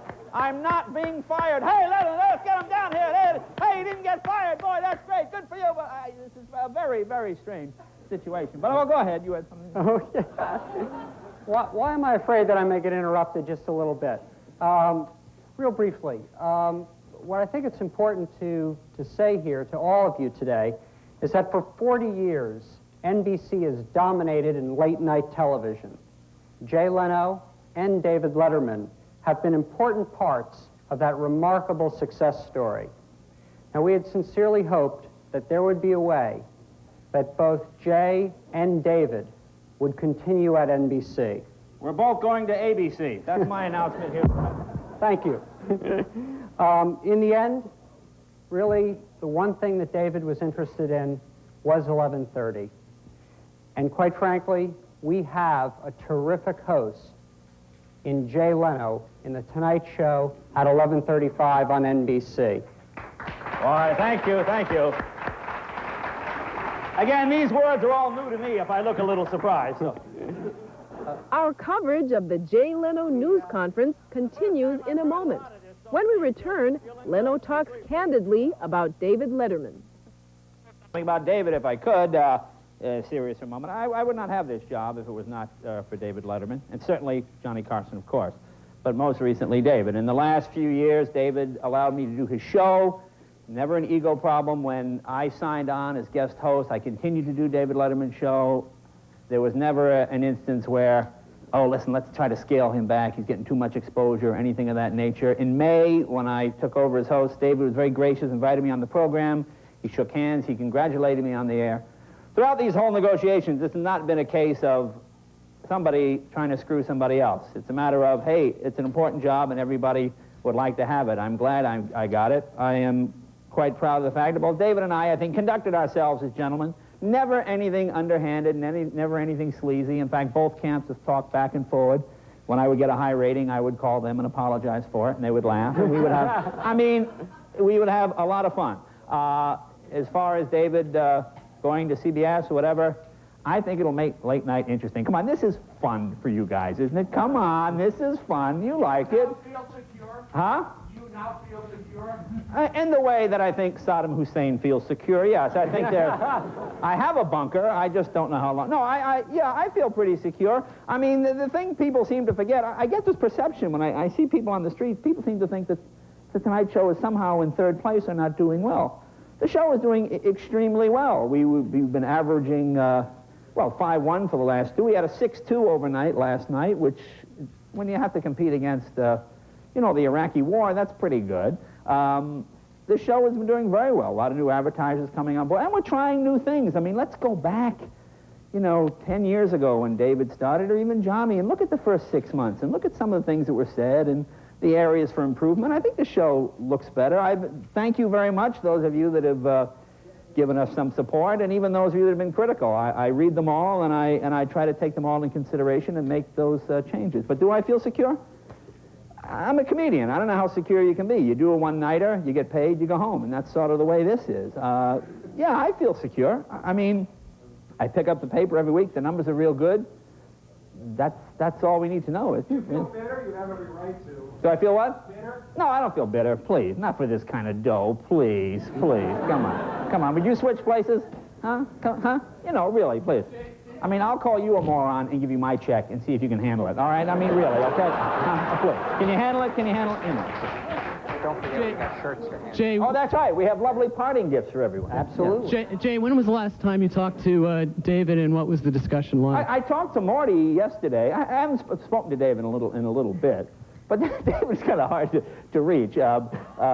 But that's not bad. I mean, please, I hope no one really misinterprets any of this, because David has been terrific. Believe me, any point, 85, 86, 87, David could have said, listen, this guy's on my show too much. We bring him on first. He's starting to get too much of a hook. I mean, that happens to a lot of people on a lot of different shows. It doesn't happen with David. David is a fair and decent guy, makes me laugh as much as anyone, and if you have to compete, gee, that's the toughest one to go against. So I don't feel. Wouldn't you have felt better though if NBC hadn't taken a full month to let you know that you're their man? Wouldn't I have felt better? Well, yeah, okay, but come on. I mean, nobody lied to me here.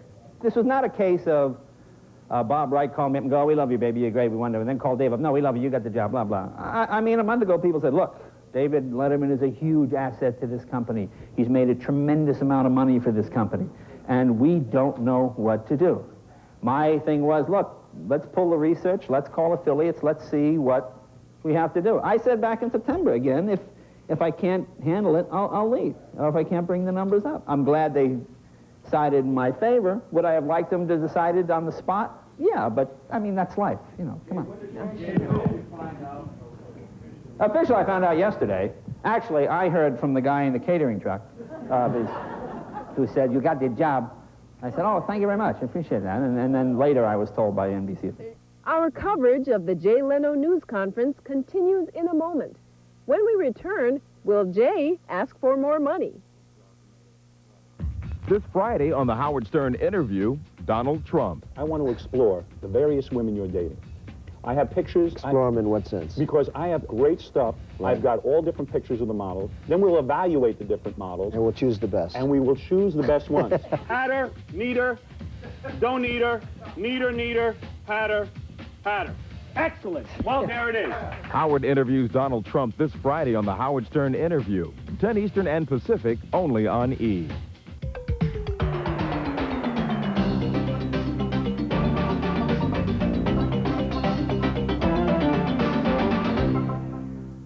Lorenzo's oil has been called incredibly powerful and truly inspirational. It made me believe that love conquers all. It was absolutely fantastic. Nick Nolte is superb. You must see. Susan Sarandon deserves an Oscar. It's all about love and hope. Golden Globe nominee, Best Actress. Bravo. Lorenzo's Oil. It's a very moving picture. Rated PG-13. Now playing in select areas. Starts January 22nd at a theater near you. The hottest inauguration party is happening. Can't get to Washington, D.C.? Don't worry. HBO will take you there. Join America's brightest stars at the first and biggest inaugural event. An American reunion, the people's inaugural celebration. One time only. Coming soon to TV's entertainment capital, HBO. Think you've been to a great party before? Just you wait. We take a red ripe tomato, fluffy mashed potato this side of Idaho. We make a mean lean cuisine. We take an angel hair pasta, toss it with lots of wicked marinara. We make a mean lean cuisine. We take a ooh-la-la French cut green bean, roasted chicken like you never ever seen. Stouffer's make the real mean lean cuisine, real mean. Double, double your refreshment.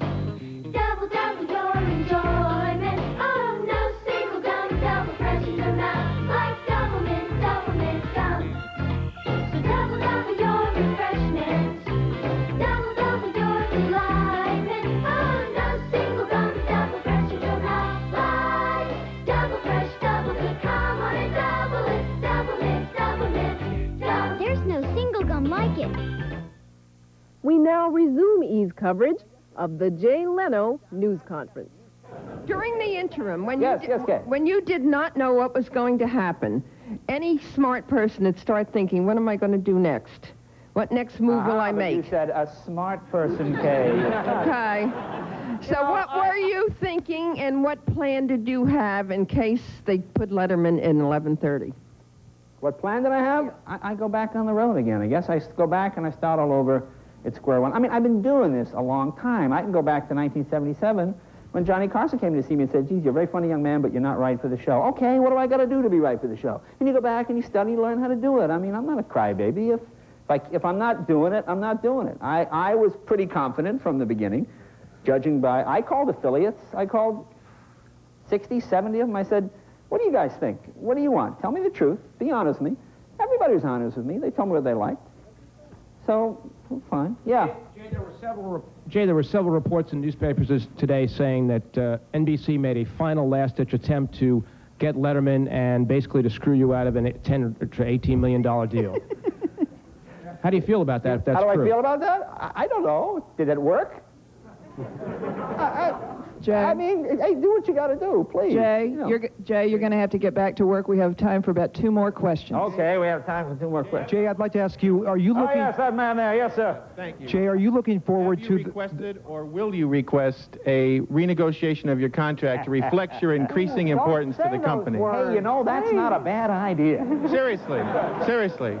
Jay, have you or will you soon request renegotiation of your contract. And Warren, have you already offered to renegotiate? Certainly not before the end of the day today. Certainly not before the end of this business day. Timing is everything. Another question? Jay, I'd like to ask you, are you looking forward to this competition? You know, I am looking forward to the competition. I think it will be great fun. I mean, this is what makes you better.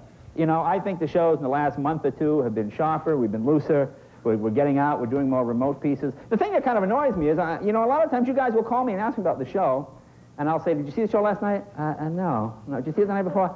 No. And then they wind up quoting from somebody else's column. You know, I remember Shales wrote a while back, oh, there's too much political stuff in the monologue. And then all of a sudden it shows up in all these columns, there's too much political stuff. And I would ask people, is there too much political? And they say, no, that's what's going on right now. You know, I ask people to just watch and sort of make your own judgment. Show seem better, seem looser? I don't know. Is this going to turn into a very bitter battle, though, with both of you really using cutthroat tactics to try to get the same guests? That's where you're wrong. I don't believe David would ever use cutthroat tactics, nor would I. He has, believe me, if cutthroat tactics were to be used, they would have been used up to this point. Everybody was completely honorable, including the people at NBC. A little indecisive. Thank you very much. Sure, but nobody lied to me, and the Letterman people were very upfront. When there would be a problem, hey, I don't have a manager. I don't even have a television agent. I don't even have an executive producer. When I had a problem, I'd call up Peter LaSalle, and I'd say, Peter, did this happen? And he'd go, Jay, I give you my word, that never happened. Good enough for me. Jay, you have a show to do. You have a show to do. Oh, I know I have a show to do, but I may just hold out. This way. Yeah. This way. Yeah. Tough break. Warren, this way. Warren, are you going to attempt to ride that? No way. I'm getting you on it. This way, Warren. I'll be this going way. up this way. All righty, thanks you guys, and I'll see you in the fall when the war begins again. Out this way. The late night battle. This has been an E! News special report, Leno and Letterman, the talk show tug of war. More details on this developing story and all the latest entertainment news on Tuesday's E! News Daily, 9:30 p.m. Eastern and Pacific Time. Thank you for watching. I'm Amy Powell. Come around the front.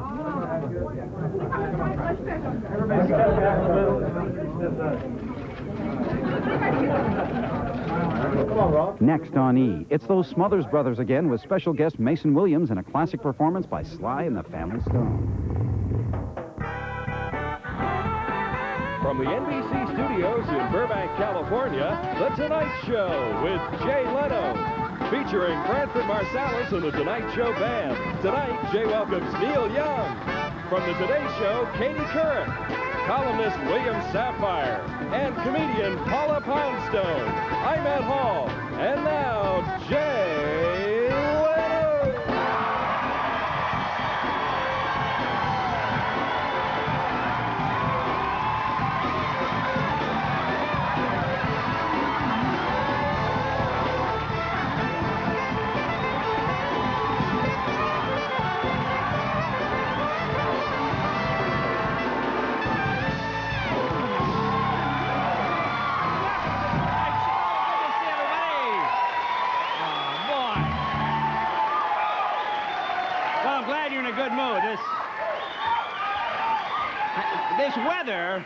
This weather in California has been unbelievable, huh? Isn't it? I mean, first we had heavy rains, now we got these high winds. In fact, today, this is true, the governor of California officially declared Los Angeles a bad hair day area. So please. Oh, boy. Well, good to see everyone. Welcome to day 2 of my new contract. Good to see you all here. Yeah. Oh, boy. You know, I'm sure. You know, this whole thing has been so stupid. I guess you all know the situation here has been resolved. We're going to be staying on, you know, all that kind of stuff. But it's a strange position to be in. Now, you know, to be told you're either going to be fired or you're going to be our hope to bring the Tonight Show into the 21st century. Yeah. I mean, it's one or the other. You can't. I tell you now, I didn't know who was more nervous yesterday, me or the guy at the NBC concession stand with the 10,000 Tonight Show with Jay Leno t-shirts. Yeah. Well, let's see what's going on in the rest of the world. Oh, you know, I got a plan I think could save us some big, big dough in the Middle East. See, I think we should invade Iraq right now. This way, we could combine the inaugural parade with the victory parade, save millions. Just get the whole thing out of the way, do it all at once.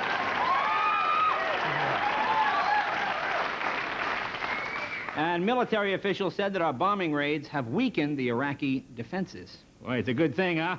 Wouldn't want to face that same powerful air defense system we saw in the last war, huh? Yeah. What was that, one guy in a Piper Cub? And the three major networks say they're going to devote over 20 hours of programming to Bill Clinton's inauguration. 20 hours. Do you realize that's half as much time as the networks devoted to Amy Fisher movies? Yeah. How about Bill Clinton? What's going on with our new boy here, huh? Bill Clinton backing off on the promise to cut the deficit, backing off on the lower middle-class tax thing there. Now he's telling the Haitian boat people I have to stay home. That's true. So I guess he really is the candidate to change. As soon as he gets elected, he's changing into Republican. What happened here? What's he doing? Come on! I tell you, you know what happened to me? You know what happened to me?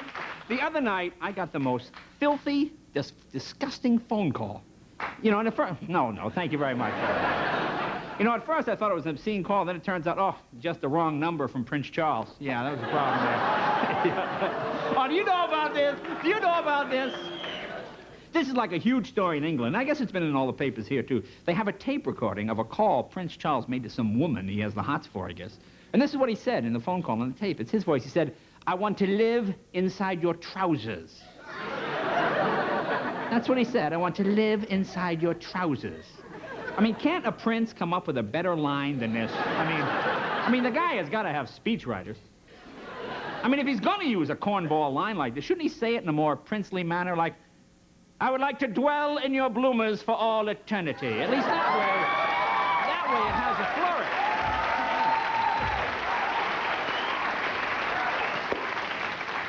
Boy, here's more proof. It's what?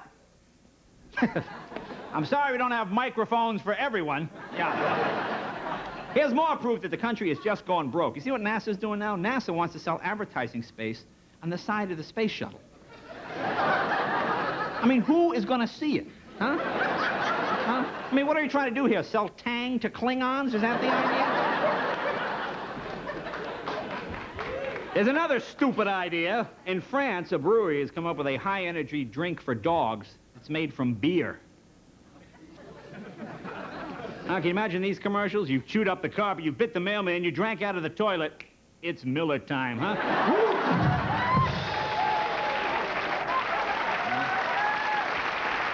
You know, this is a really stupid idea. Huh? Beer for dogs? I mean, a couple of years from now, you really want to hear, "My name's McGruff, the crime dog, and I'm an alcoholic." You know. I mean, another stupid idea. Have you seen these infomercials for this Ronco paint thing you spray on your head to cover the bald spot? I mean, is that effective? Does that work? Hey, Bill, what's that on your shoulder? Dandruff? Oh, no, just paint chips. Yeah. And Madonna announced, it's what? Howard Stern. Howard Stern, yes. Thank you very much, sir. Thank you very much.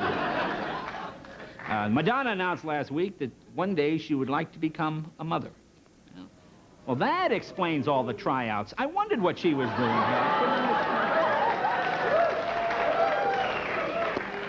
I guess you heard all about this movie, Alive, opened today, where a plane crashes and the survivors are forced to resort to cannibalism to survive.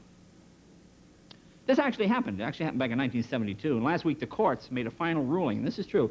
It seems any passenger who eats another passenger is now eligible to keep all their frequent flyer miles. Did you know that? This is fascinating, yeah. So, yeah. You know, the fact that they had to resort to cannibalism isn't the part that amazes me. What amazes me is that they were able to eat anyone using that cheap little airline silverware. You know, that plastic fork and the knife that is supposed to be serrated and you can't cut anything with it, huh?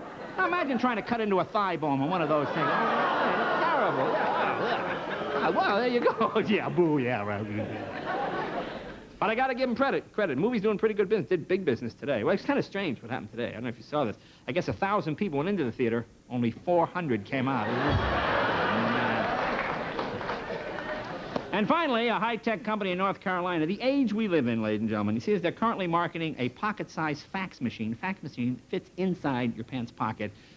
One word of caution, though. If you do get one, watch out for the paper cutter, okay? Be really careful. Okay. Mm-hmm. See, now, most comics would have ended on the joke before this, you see, but when you are secure in your job, you can just... Okay, Neil Young is here. Katie Couric, William Sapphire is here. Paula Cranston.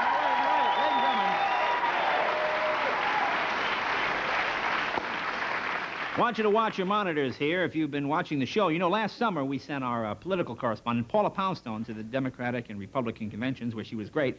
This week we're going to be sending Paula to Washington, D.C., where she's going to cover some of the inaugural balls live for us. We wanted her to look her best, so we took Paula for a gown at Fred Hayman's, one of Beverly Hills' most exclusive shops. We brought our cameras along. Take a look.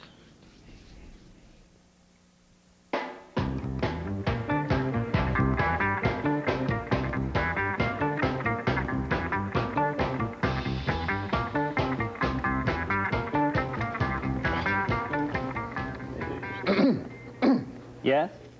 I am. Mr. Miller, the manager, may I help you? Hello, Mr. Miller. I'm Jay Leno. Oh, well. Now, you see this young lady here? We're going to be sending her to Bill Clinton's inaugural, and we're going to need a couple of ball gowns. Wonderful. Do you think you have anything in this store quite as beautiful as she is, Mr. Miller? Oh, yes. No. I'm saying that we have many things as beautiful as she would want them to be. That's the key, and I think we all knew when you came in that this was going to be good for the country, as well as for the business community. You know what we're going to do here first? We're going to need a few more people helping us out, you see, and I'll tell you why. We're going to be spending a lot of money, an obscene amount of money, but we're going to need a lot of sucking up, because that's what we like. Do you understand that? Oh, my, yes, if I may say so, you're in the right store and the right city and the right network, for that matter. Anything you see here, by the way, we can do, so get ready to have some fun, okay? Mary Pat, Mary Kate, Mary Frances, Yentl, come on, let's see it. Bring it out, girls. She's an actress, by the way. Not that. Not that. Anything you see here except that, okay? Well, that's fine. Yeah. Pardon me, Mr. Leno. Hang on a minute. Yeah. Exactly how obscene an amount of money were you considering spending? Really obscene. Government defense contract obscene. SNL bailout obscene. I like him so much. Now listen.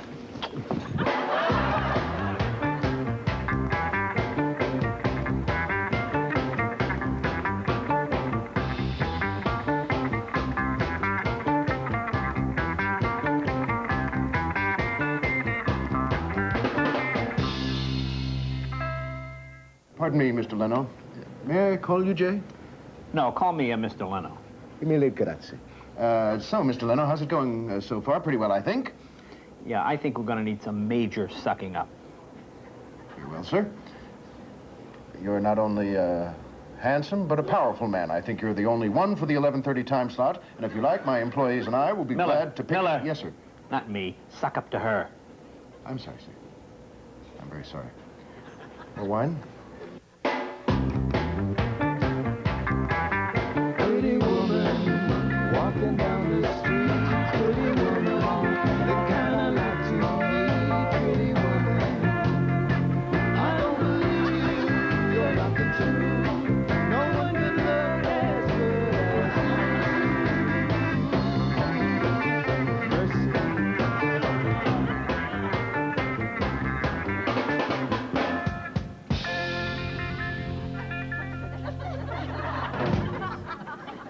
Your bill, Mr. Leno, sir. I think you'll find the amount sufficiently obscene. Oh, boy, this is a lot more obscene than I thought. NBC's not going to go for this. What? I'm sorry, sir. Just tell me exactly how much NBC would like to spend. Gee, I was thinking more like, Ooh. Ladies, deadbeat drill. Well, Mr. Leno, if you don't mind, I'd like to recommend another fine store in the area that perhaps would be more within NBC's budget. Well, if you stop sulking, you'll find something. They got a lot of nice stuff here. Besides, I got to pick up some motor oil.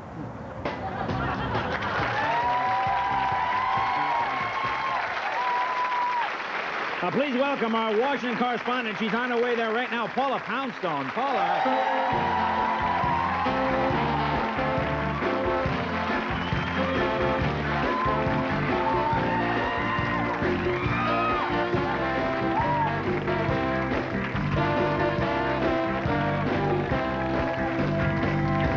Well, you look lovely. And she's actually on her way to Washington. I have you're going tonight. Yeah. Correct? Yeah, we're going tonight. You know what I found out, by the way? What? Barney, my manager, told me that she was listening to news today, and Hillary Clinton's dress is lavender. Uh-oh. Which is apparently a big faux pas. Girl fight, girl fight. Yeah. So what are the odds of me and her showing up in essentially the same outfit? I don't think it'll be exactly the same. But listen, I have your What do you ticket say? here. Here's your first class ticket right here.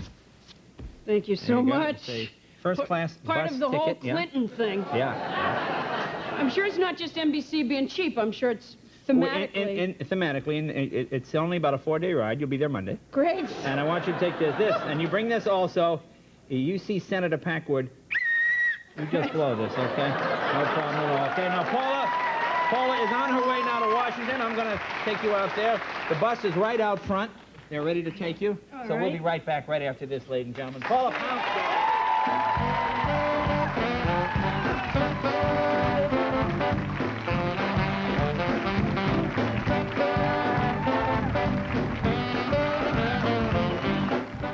From Hollywood Pictures, when T.J. Burke went to Aspen, Colorado. My name's T.J. I'll be your ski instructor. He thought he'd found paradise. She's staring at you like you're on the menu. But what he was really looking for... We're the best skier on the mountain. ...was the hardest thing to find. Can I buy you a drink or something sometime? I stopped dating ski instructors when I was 16. T.J., you're the only one she gives a hard time to. That's a very good sign. Hollywood Pictures presents Aspen Extreme, rated PG-13. Starts Friday, January 22nd at a theater near you. You know the feeling. Everything's pressure today. So I have more than just a headache. I have stomach upset at the same time. That's a sick-to-your-stomach headache. Now there's relief for the sick-to-your-stomach headache. New Excedrin Dual with 2 medicines for dual relief. A maximum-strength aspirin-free pain reliever for headaches, plus a soothing antacid for stomach upset from acid indigestion. Today's pressures are tough. But so is Excedrin Dual. New Excedrin Dual. Relief for the sick-to-your-stomach headache.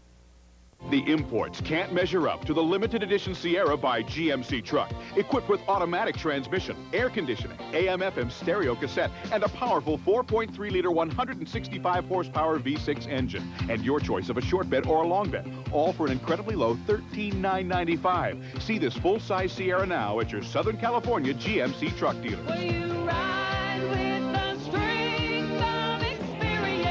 For more details, call 1-800-GMC-DRIVE.